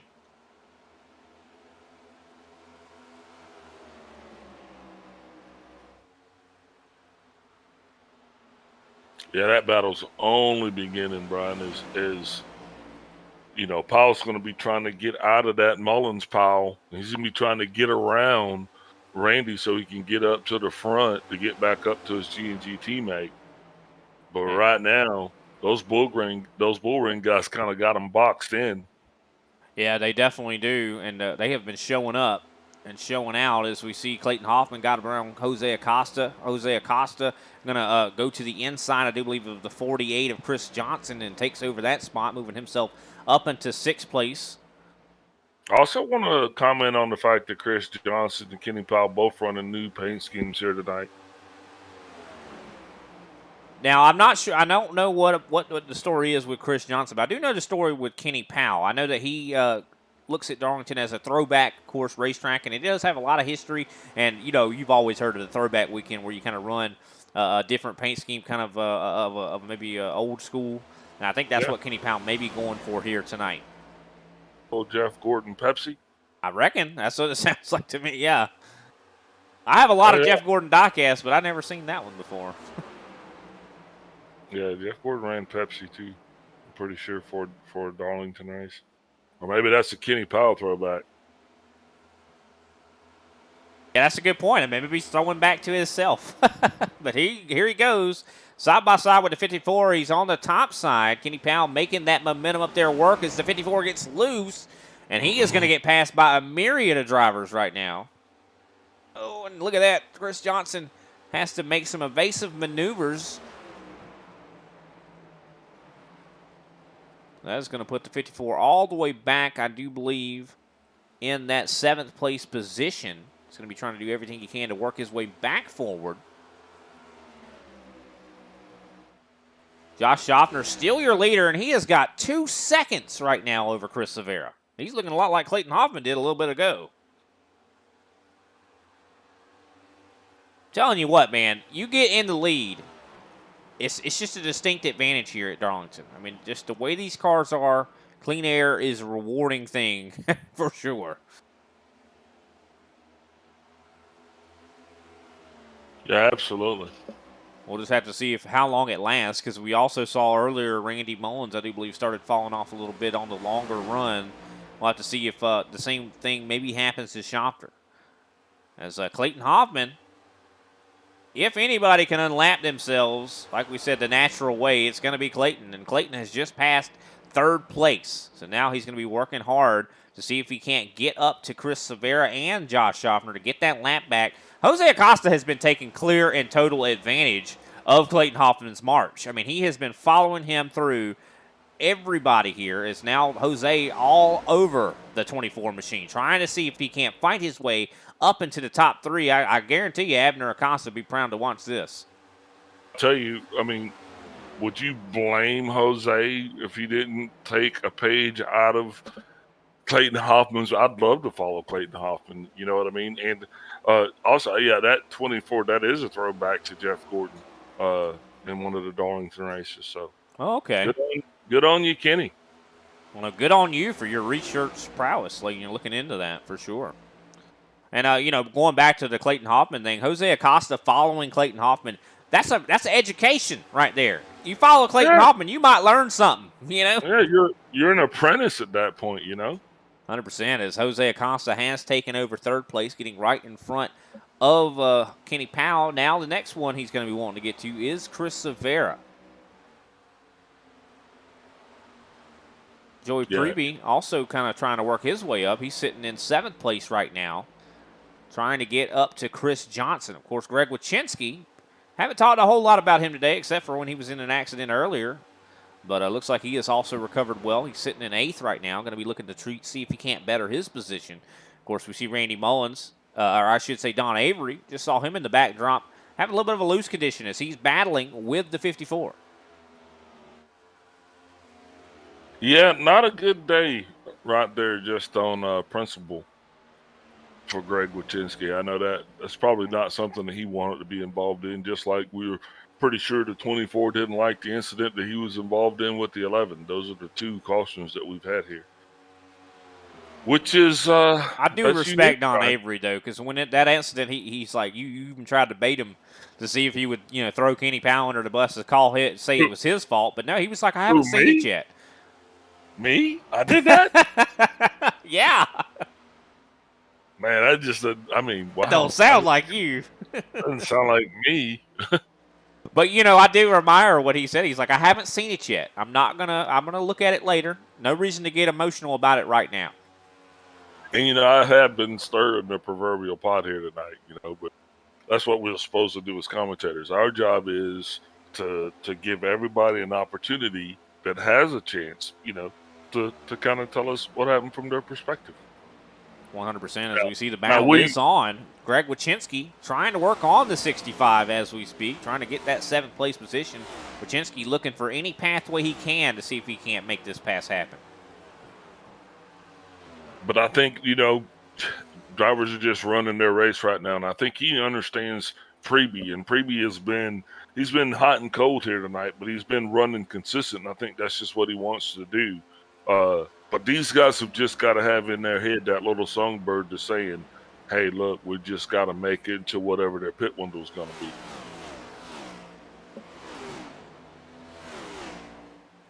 I want to take a moment and pull up Josh Schaffner's camera. I know you can't see it, Big Al, but I'll describe it for you. Oh, if it'll show up. Well, looks like it's not wanting to cooperate with me here.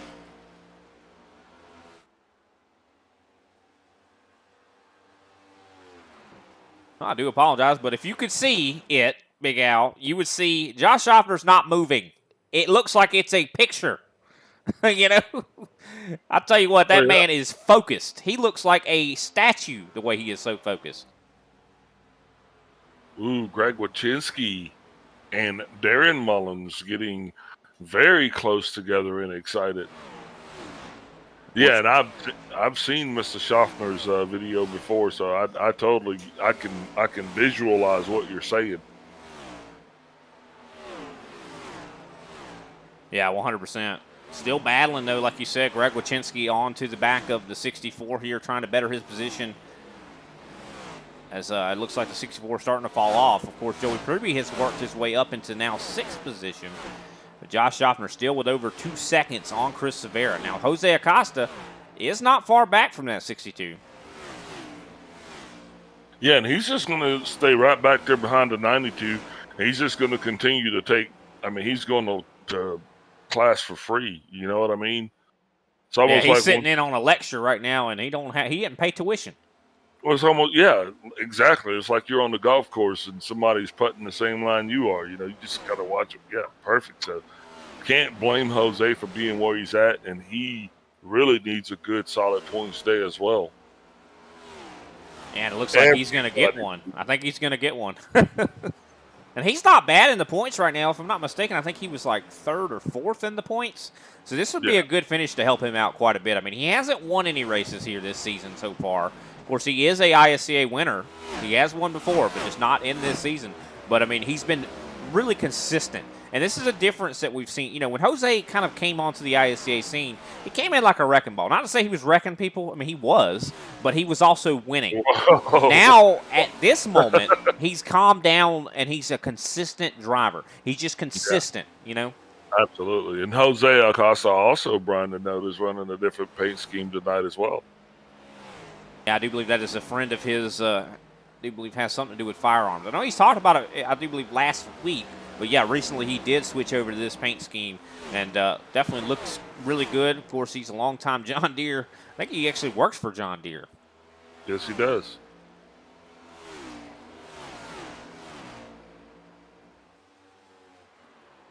But Schaffner's still on the lead. The lead is starting to kind of get cut into by Chris Severa, though. About 1.7 seconds now separating those two. Yeah, and Schaffner at this point in the game, man, you know, he's still just running his laps, and he knows his times. So he knows about what his lap time needs to be in order for him to get to where he wants to be as far as the pit sequence now. So I think with that part, he dictates the race. But the next part is, I think a lot of other drivers are going to have to. You got to do something creative here because it's probably not a high probability of a caution. So at this point, I think either you're short pitting this thing, or you know you're going to go for the long haul. Well, and if you recall, on Thursday, Derek Heitman short pitted by a long shot. Caution did come out later and change the kind of the dynamic, I should say. Yeah. And I don't know if anybody's going to do that here. But we are closing in on it. We're closing in on pit stops because, I mean, I kind of, on Thursday, I said 140 was when I would probably think about pitting. And I think that's going to be about where everybody's going to come in, and that's in 10 laps away.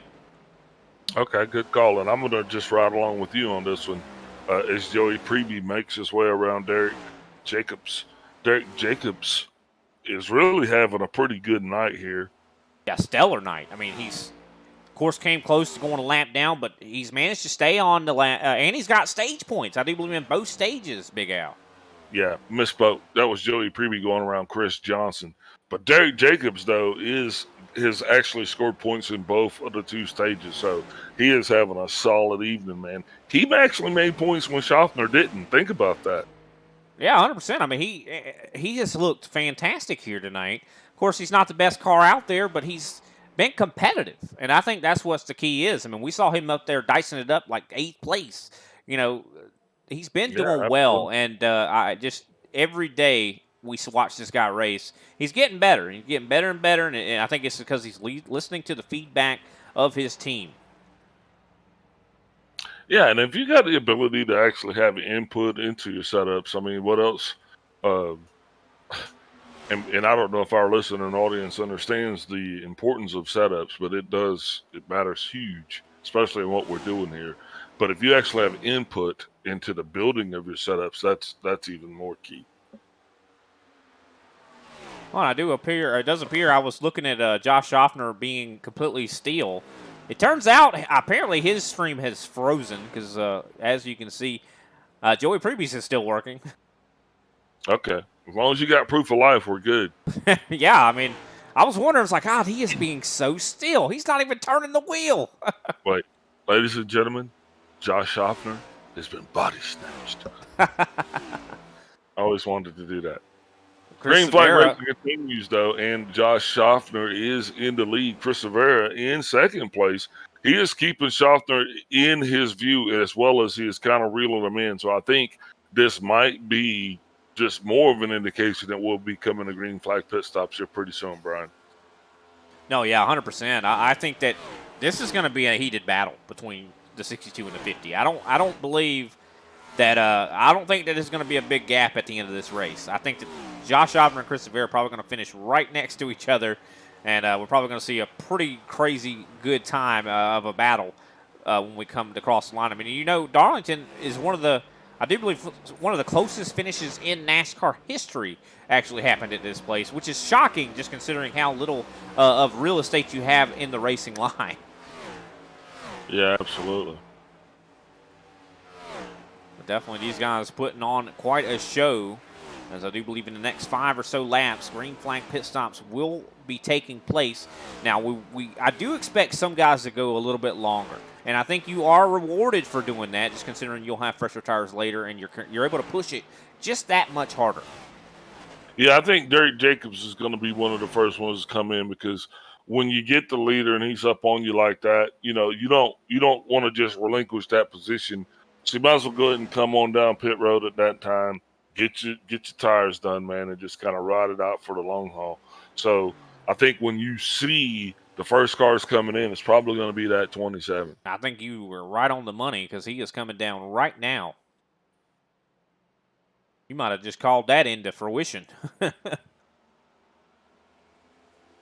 So Derek Jacobs does kick off the green flag pit stops. He has now gone a lap down.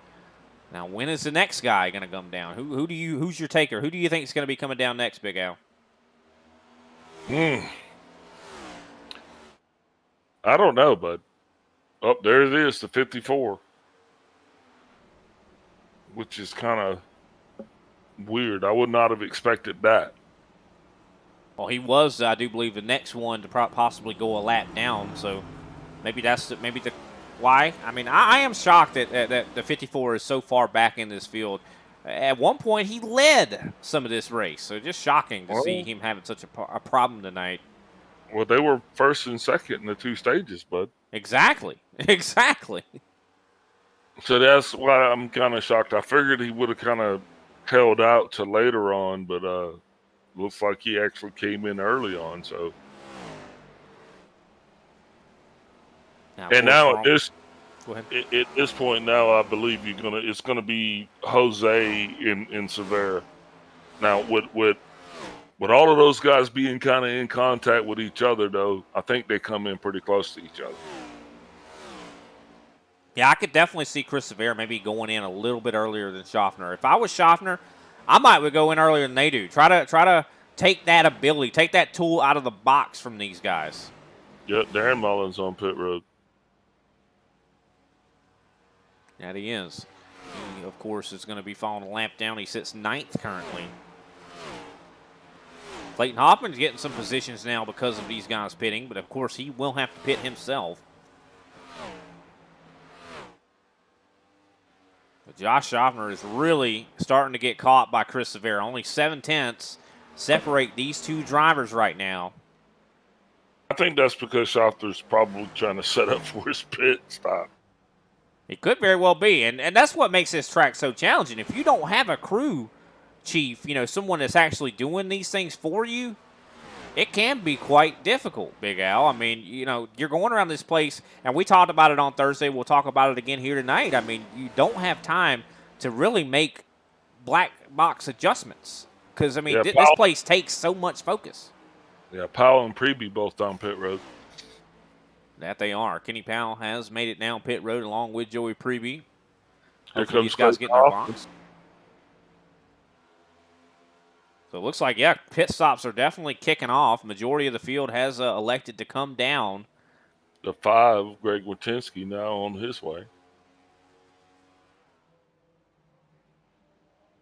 We're rolling through these pit sequences. I think that's going to only leave 5 cars that have not actually come down yet. Here comes Josh Schaffner. He's going to be bringing it down pit road. New leader, Chris Severa. Oh, Schaffner almost misses it. Has to lock the tires up. I'm hoping he did not get a penalty there. Keep an eye on that, Big Al. He did not receive a penalty, so I know he is definitely happy about that. Yeah, he has got to be thanking his lucky stars because, he almost missed pit road completely. Also, Chris Johnson bringing it down pit road as well. I think that's gonna force Chris Severa to bring it down pit road. Now we're stuck with just 2 drivers that have not pitted. That's going to be Jose Acosta and Don Avery. Here comes Don Avery. Nope, Avery's still going around and around. Would expect to see him and Acosta both coming in on this next lap. We'll have to wait and see here as Jose Acosta is your leader at the moment. He is on the Boeing backstretch, and if he's going to pit, this would be the time. Now, I do believe he is slowing down, and he will be bringing it down pit road. And that's one thing we haven't really talked about here this evening. We talked about it on Thursday, but Darlington, one of the hardest pit roads in NASCAR. You have to almost start pitting in turn 3. And here comes Don Avery, and that is going to complete the complete cycle that's going to complete the entire cycle of those green flag pit stops. That's going to complete the cycle of green flag pit stops. That it will. And I do believe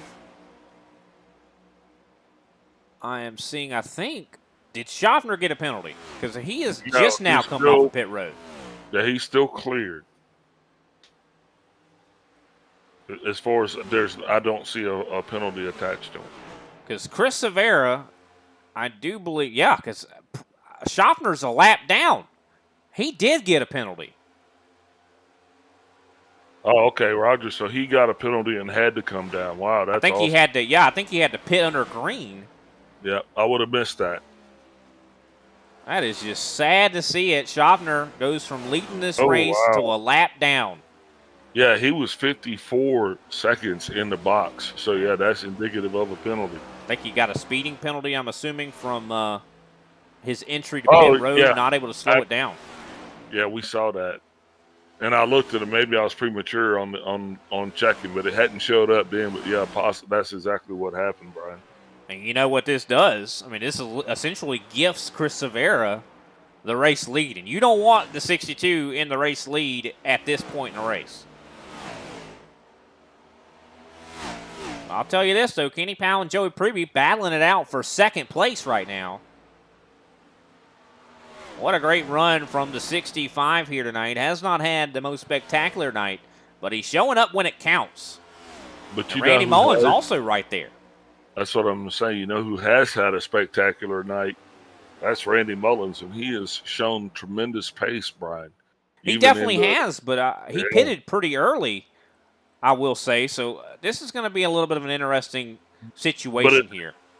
But his car gets faster right there at a certain point, so I think he pitted to his strength.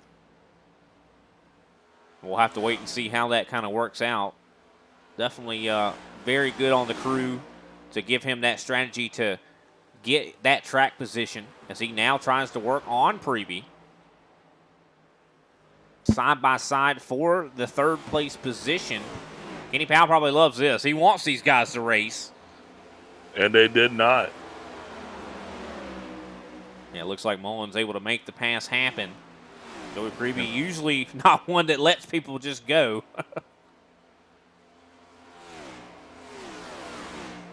I think that just goes to show just how much of a rocket ship Randy has. Yeah, he definitely has a really good car. Those bull ring guys have been showing up. They really have, and they definitely, everybody knows their name now. I'll tell you that. But the race is not over for this third place position. Preby putting enough pressure on this race car driver, and it looks like Derek Jacobs is going to let these guys go. Kenny Powell about 1.2 seconds back from Chris Severa. So still not all said and done. Can Kenny Powell make up the time? Well, I don't think it's just going to be Kenny. I think you're going to have other cars as well as the 65 gets really close to Randy Mullins. Could we have an accident here? These guys are battling tooth and nail. Looks like Preby is going to roll on by, though. Mullins is going to live to fight another day. Yeah, glad that did not turn out to be an accident, because we've seen similar racing like that before where they get way too close to each other. Not these two, but I mean, we've seen it all the time here at Darlington. It's so hard to go side by side and be respectful of one another's real estate. But the one thing we noticed tonight is not hard to go sideways, as we've seen two drivers do that. One would have been the 11 of Don Avery, who was battled all the way back from adversity, currently being shown in 9th place. The other was Brian Johnson. He's being scored some 125 laps down, as I think he has been relegated to the role of spotter. Brian, if you're hearing this, man, sorry about your luck, but hopefully we'll see you back here next week.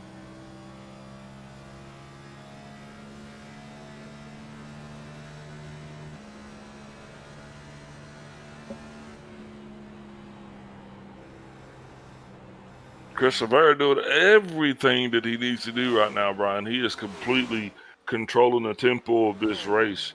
And with just 30 laps to go, I mean, he's already collected that data. So all he's got to do is kind of keep it pointed in the right direction.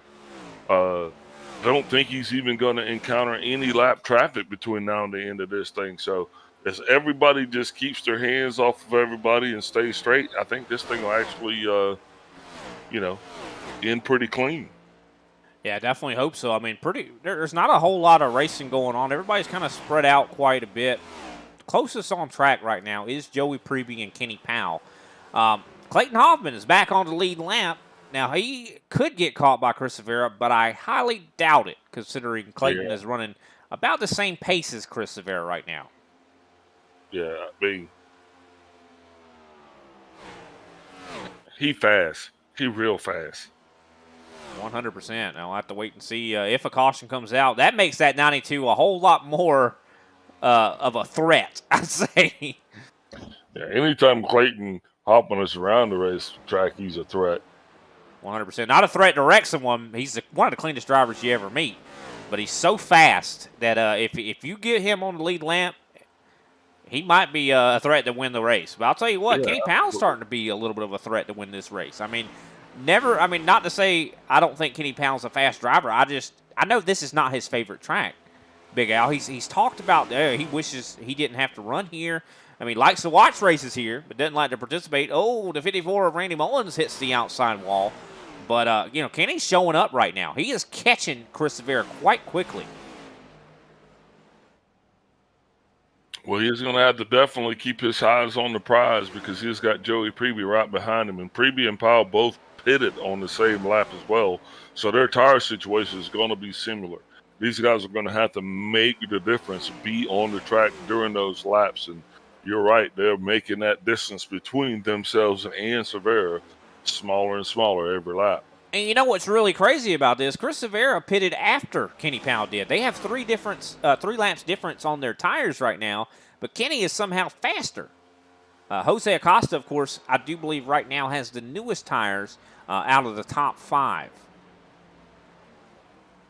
That's an accurate statement. Jose having 13 to 14 at the stripe laps on his equipment. Chris Severa just being at 14 currently, so there's a lap difference between those two, and 3 laps difference between those two guys, Kenny Powell and Joey Preby. And we do see Darren Mullins right now was trying to race with Greg Wachinski. Wachinski moves up to the 6th place position, I do believe, able to get around Darren Mullins. So glad to see Greg Wachinski doing well here. Derek Jacobs getting right out of the way. I don't think Darren Mullins is done, though, considering Chris Johnson not too far behind him.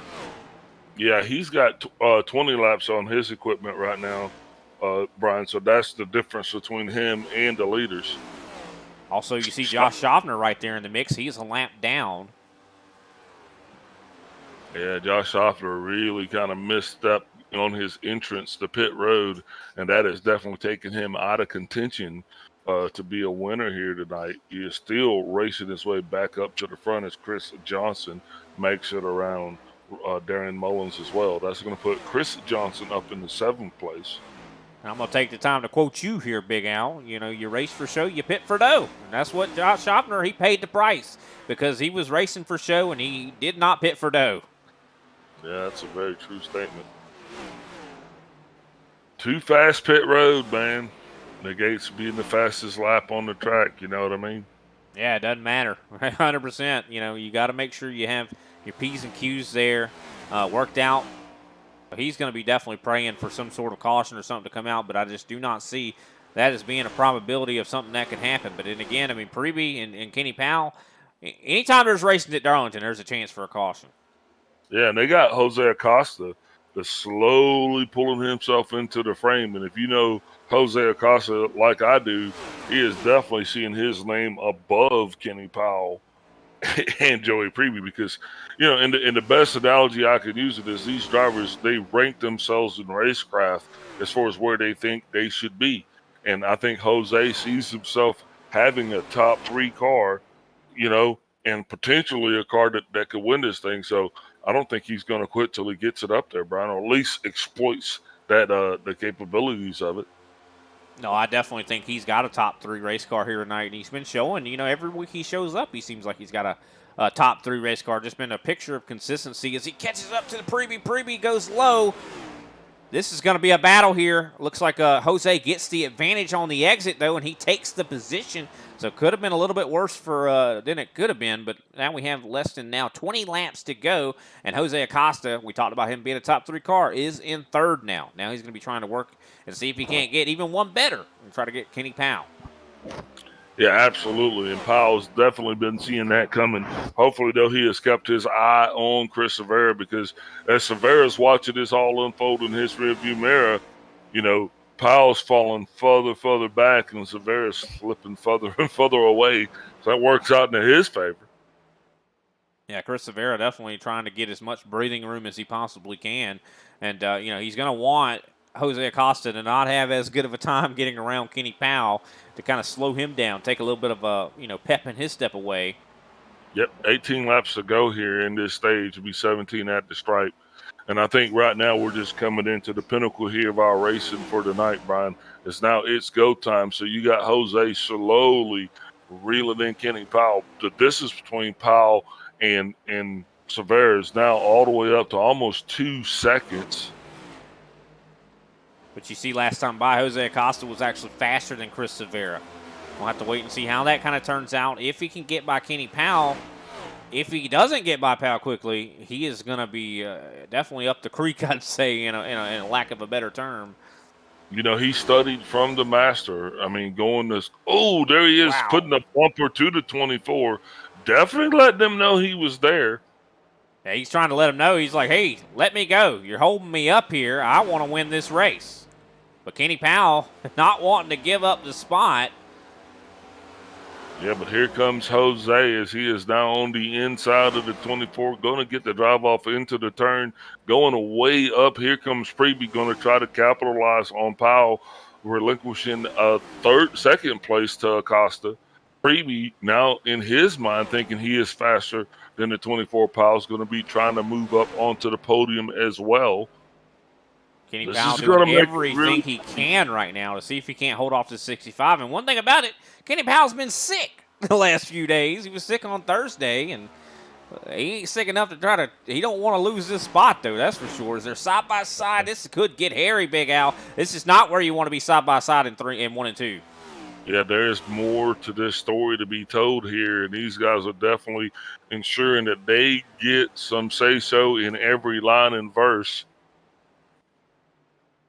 It looks like Kenny Powell able to hold off to 65. The 65 going to have to try to work his way back up closer as we're verging, I do believe, now on 14 laps to go.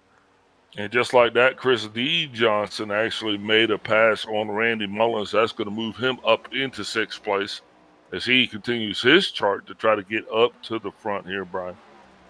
Johnson starting back in 12th place. Definitely feeling pretty good about being up in 6th right now. Yeah, definitely glad to see him. Of course, he's kind of carrying the torch for his brother Brian Johnson. After Brian Johnson, had a fantastic race on Thursday, was able to capture a 2nd place finish tonight. Of course, unfortunately, smashed into the wall, broke a toe link, and is now 143 laps down. So Chris Johnson he has a lot of pressure on him to make sure that he, gets a good finish to keep that Johnson name fresh. Yeah, I definitely think he is definitely going to be tracking towards trying to close that gap between himself and Greg Wyszynski. Yeah, Greg Wyszynski, what a fantastic race for him tonight. Of course, being involved in an accident, now up into the top 5. So, he's made, I'd say, lemons. He's made his lemons into lemonade, wouldn't you? I think that here comes Joey Preby. He is now going to get on the inside of Powell, saving it just enough to the right time that he was actually able to make the pass. Powell going to try to drive back down on the inside, not going to have the stickiness that he needs to make a challenge. That's going to move Preby up to 3rd place. And guess what? Now going to be 10 laps to go as Chris Silvera has 4.5 seconds on Jose Acosta right now. Chris Silvera is in the wind in another zip code, but definitely love to see Preby get up here on the podium. He's got to be definitely happy with his race here tonight. Oh, you know it, dude. Look, here's the deal. If you raced here tonight, and I'm telling you, everybody on this racetrack, with the exception of Brian Johnson, has had a stellar night. I think Josh Schaffner might beg to differ. He's still in this thing, and he might have made some mistakes as a driver, but he's definitely got something to learn from. Coming off of last week's two-peat, I think he's going to be okay. Yeah, I'm sure he'll be fine. Josh Schaffner, he's the Iceman. We gave him that moniker for a reason because he just doesn't let stuff get to him. Yep, he's got to have a short memory here, man. Short memory span. It looks like for the most part, everybody kind of spread out right now. Closest on the track, I do believe, is 7th and 8th, Randy Mullins and Don Avery. And it's awesome because we're seeing Chris Silvera do what Chris Silvera does. You know what I mean? If that makes any sense. And it's a good race. Darlington's it's a very tough track. It's not a track it's an equalizer, right? If you think about it, this is a driver's track if there's ever been one. So not everybody's good at this place. Yeah, for sure. Not everybody is good at this place. And when you are good at this place, that is the mark of a true driver, as Don Avery now takes over 7th place. Of course, Avery looking to have a little bit of recovery. Has not seen the best performance here tonight. Of course, I think he performed a little bit better on Thursday. We'll have to see if he's able to maybe get up there to Chris Johnson, but I don't know. I think it's quite a bit of distance that he has to overcome as we're verging on soon enough 5 laps to go. Yeah, and I don't think it's going to be enough time left for Jose Acosta, as I do believe he is possibly trending towards the wrong direction here as Chris Silvera leads this field around here for lap 178, 179 at the stripe. Just 5 little laps standing between Chris Silvera and an excellent performance here tonight, Brian. As I think it's going to be good to see the 62. He will be the first we've had, 2 repeat winners here so far this season? I believe he's one of them. No, Don Avery, Josh Schaffner. Will this be Chris's first or second win here this season? Well, I think this would be it's his 3rd, possibly. I am not quite sure, Big Al. I'd have to look. Okay. Still good to see him in Yeah. You're out. Don Avery actually has 2 wins. Chris Rivera only has 1. Of course, Chris Rivera is the points leader, but this would make 2 wins on his season so far. There you go.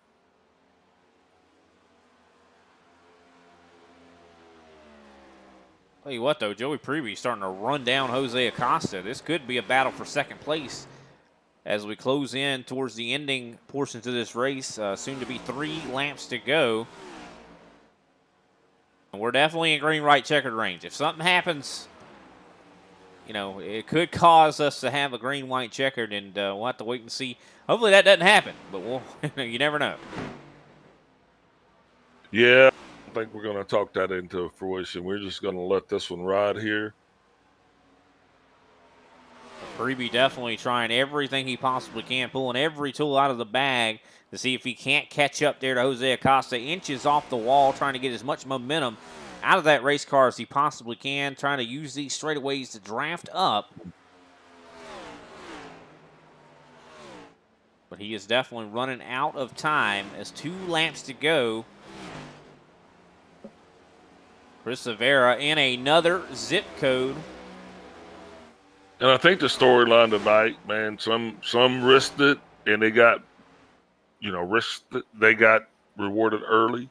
Some guys were conservative and they got rewarded late. Some guys were conservative and they didn't get anything at all. So it's just been a topsy-turvy night here, man. Just seeing Clayton Hoffman going a lap down, Josh Schaffner taking himself out of the equation by a penalty going a lap down.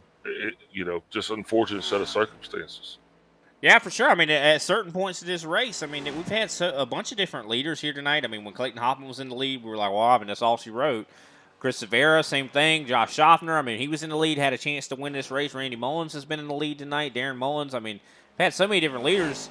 But, Chris Rivera is going to make it to the end here. He slides off the corner, and he hits the wall. Is he going to cross the line as the winner? And he will. What a harrowing experience there for Chris Rivera. He hit hard. What just happened there? He still wins the race, but wow. Maybe looking at the relative, I don't know.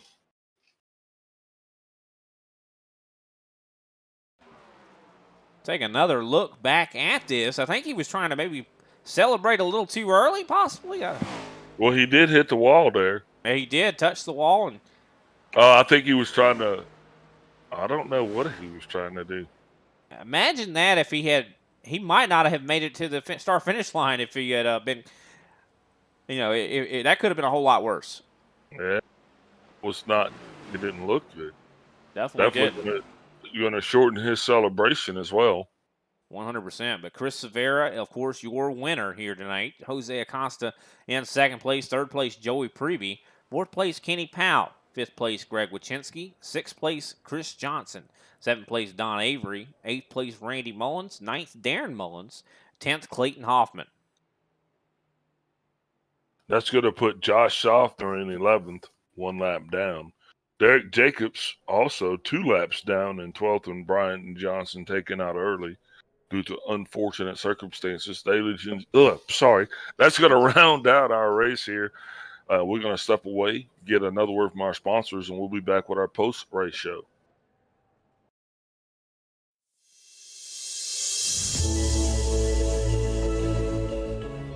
Hey everybody, my name is Warren Maddox. I am the president of Ultimate Experience Outdoors. Our mission, we are dedicated to taking veterans, first responders, youth, and Gold Star family members on outdoor excursions across the country. Support for our mission has many forms.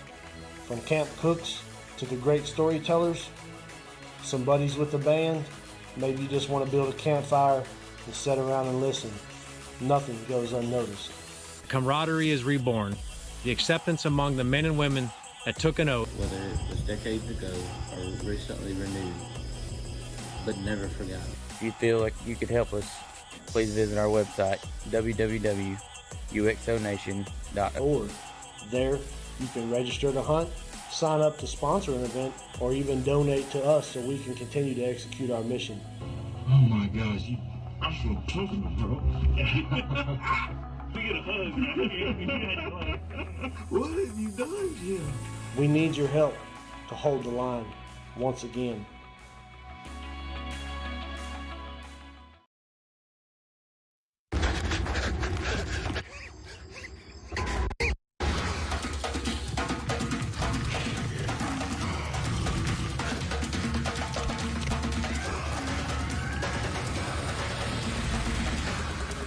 Speed training. It's how Advanced Auto Parts trains our staff to get you the right part even faster.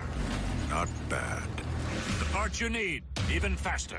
Advanced Auto Parts. Service is our best part. Next!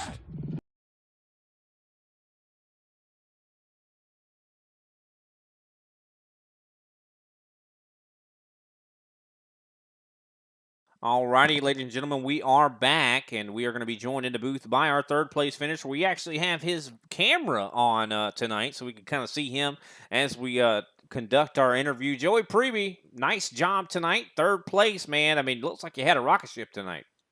Yeah, thank you. Felt like I had a very good call as well. It definitely seemed like it for sure. Maybe even had the chance to catch up there to Jose Acosta, but ran out of time. What were some of the challenges here tonight at Darlington?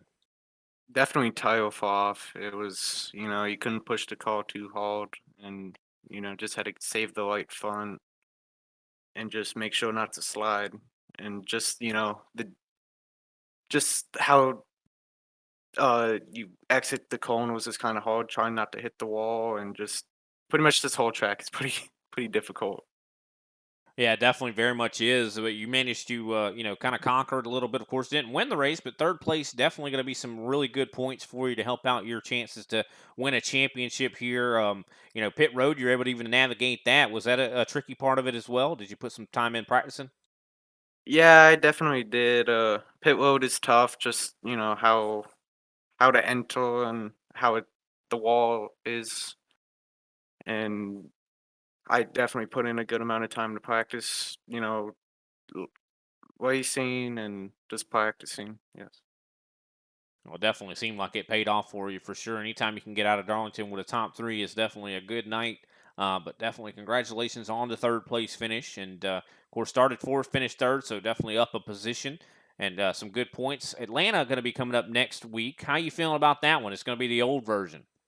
I feel pretty good. It's probably going to be a lot of tire saving as well since it's the old one.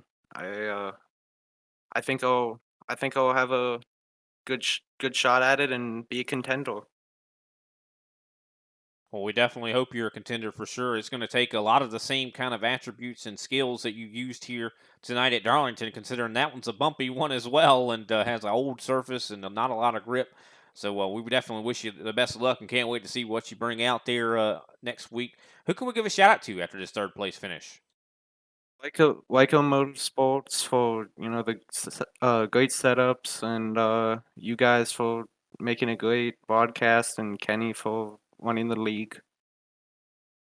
All right, Joey. Well, we appreciate your time, man, and I look forward to seeing you next week, hopefully. Thank you. See you next week.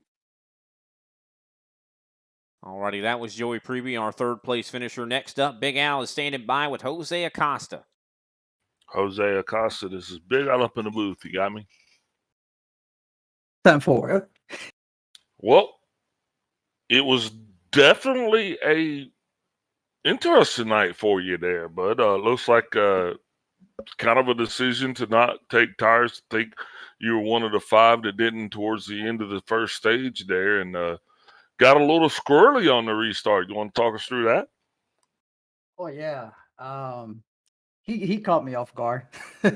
I was at the wrong time looking somewhere else, and then when I looked forward, he was taking off, and I tried to speed up too fast. My tire spun out and it hit the wall right there when that one restart.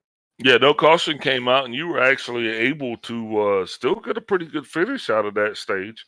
A couple other drivers not so lucky, but one thing you did benefit from is you got to follow Clayton Hoffman for quite a few laps. Did you actually take advantage of following them around, or was it just another day at the office? Nah, man, every time I get somebody else better than me, I always and I'm behind them. I always try to get some data, some feedback back. Yeah, that's awesome. And then obviously it paid off because you're actually being able to bring this thing home in second after starting in third. That's a solid night for the Pandoretta racing team. How many laps did you put in it coming into Darlington tonight? And is this a track that you felt comfortable with, or obviously you did, but how was your preparation for this week? I think I did. I actually did practice quite a bit. I did a couple tests by myself, um, testing different setups, and then I raced with uh Clayton Huffman. I think it was 3:30 on the open, and I also finished on the. I think I finished four. So I did a pretty good practice run and a couple races. So that actually helped me also to have a good finish tonight. Well, awesome, man. It was a tremendous performance that you put on here tonight. Next week, we're headed to Atlanta, another track that we'll be running the legacy version, has its own personality. How does that track stack up into your wheelhouse? Atlanta is it's a good track for me. It's not bad. I know how to go around that track. I think I'm probably gonna finish top five, if anything. Just Oh, stay off, okay. I stay like out that. of, yeah, just just trying to stay off the wall, stay out of trouble.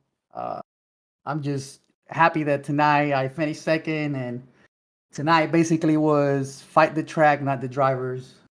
Let anybody pass or trying to pass them before the turn, something like that tonight. So yeah, I mean, I fought the track and it paid off.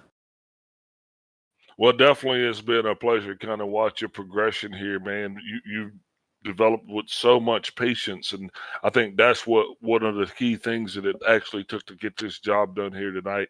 Also, looks like you're sporting a new paint scheme. Kind of got to give you a shout out there. And speaking of which, who you can be shouting out tonight after your second place finish? Now that you mention it, I'm gonna shout out to Jonathan Torres. He's the owner of Keter, the sponsor that I got right there, John Deere. I'm gonna give a big shout out to my son. He's actually watching right now. Well, we got the second play. We didn't got first, but we got second. Maybe next week. uh, Also to you guys for good broadcast and Kenny for good lead. Roger that, sir. Congratulations again for coming in second place. Can't wait to see if you can duplicate it or hold up to your predictions for next week. Until then, you have yourself a good evening, and hey, don't party too hard. Same for. That was Jose Acosta. Definitely a great finish here tonight. Led a couple laps and finished second place. Next up, we're going to be talking to Chris Severa.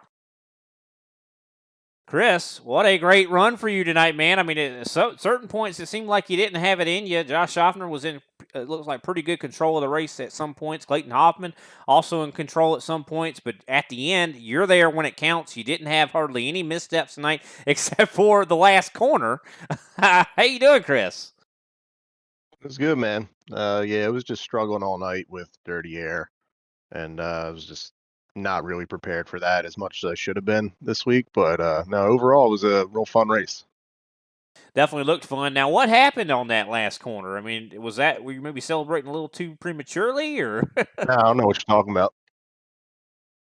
Oh, so that's how it's going to be. You're not going to acknowledge what No, we happened brought it home. there. No, that was it. We brought it home. Nothing to see here. Well, you led I didn't 60 see laps. anything. You didn't see anything? Okay. Nope. Well, definitely a great race no matter what. I mean, you could have definitely threw it away right there, but you didn't. You were able to still scoot it home across the line a little bit. Probably worse for wear. Your crew's probably not happy about the costs they're going to have to fix that car. But definitely a great job to you, man. I mean, what were some of the challenges here of Darlington? I mean, how much time did you spend prepping for this? Yeah, I didn't do all too much. Just real busy this week. The car was just so pushed loose. I was struggling with that. The car didn't know. I didn't really figure it out until like after that green flag stop how to drive it in 3 and 4. I was trying to wrap the bottom to save the tire, but that was just not helping it. It was just so tight. It needed to be up on the high side entering in. Yeah, just Really, real fun track. Walked away definitely with plenty of stripes tonight, though. I'll tell you that. Yeah, I think you haven't raced here until you get a little bit of some damage on that right side here at Darlington for sure. I mean, are you happy to see this track go? Or this is definitely a classic.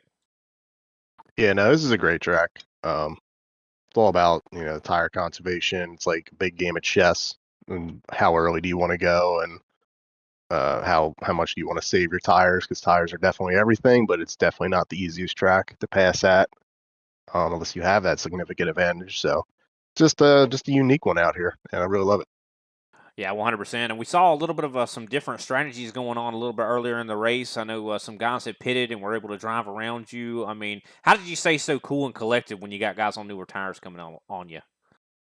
Yeah, just really didn't know, especially the coming to the stage 2 end. I thought we were going to have a chance with the big checkup there, but once they get to you, I think I still had a lap and a half. So they just drove up 2-3 seconds to me. I'm not gonna be able to. I'm just gonna wreck myself trying to stay in front of them. So just gotta let them go. Well, definitely had the willpower and the being cool under pressure, and that is why I do believe you're the winner here tonight at Darlington. You started first and you finished first, so definitely a great job to you. And I do believe you came into this race as the points leader, and you shall continue to be the points leader, and probably even spreading it out a little bit. I mean, how does that feel? I mean, going into Atlanta next week. I mean, it's going to be another difficult track. Yeah, looking forward to Atlanta. So it's a bit of a 50-50 track for me. You definitely have to be on edge with the setup there, and there is very significant fall off. So there's always balancing that. But I'm glad we're going to this track. You can work pretty much any lane in 1 and 2 there. So it was a shame to see it go, but I'm going to be glad it's back there.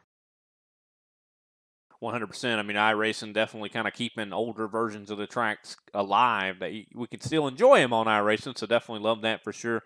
Well, excellent job to you, man. As we said, 60 laps led on today. You started first, finished first. So definitely, if nothing but not consistent, definitely going to be some good points for you here tonight. Who can we give a shout out to after your dominant performance tonight?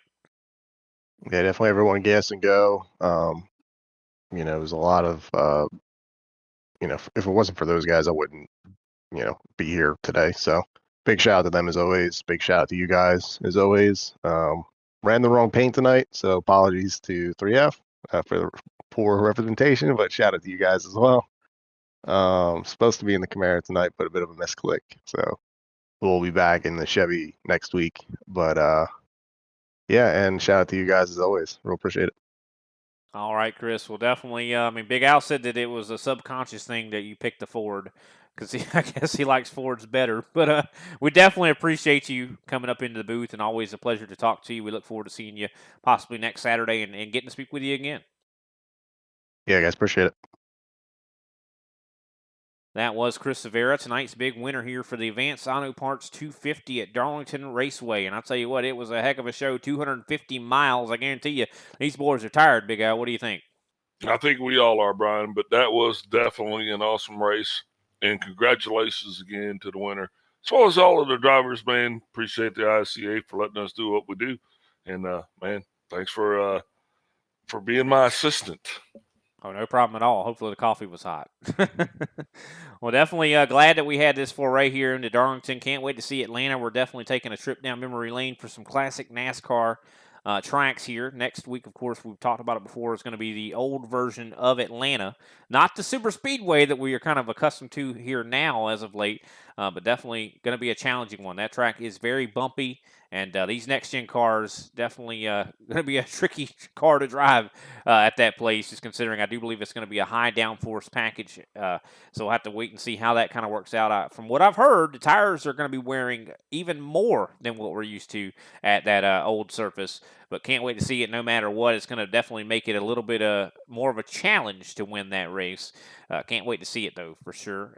Make sure you tune in with us on Thursday. Going to be 9:15 p.m. Eastern Standard Time. The broadcast will be beginning, I should say. And, of course, the actual race itself, green flag will drop a little bit after 9:30. Same time on Saturday, Old Atlanta as well. 2 different series.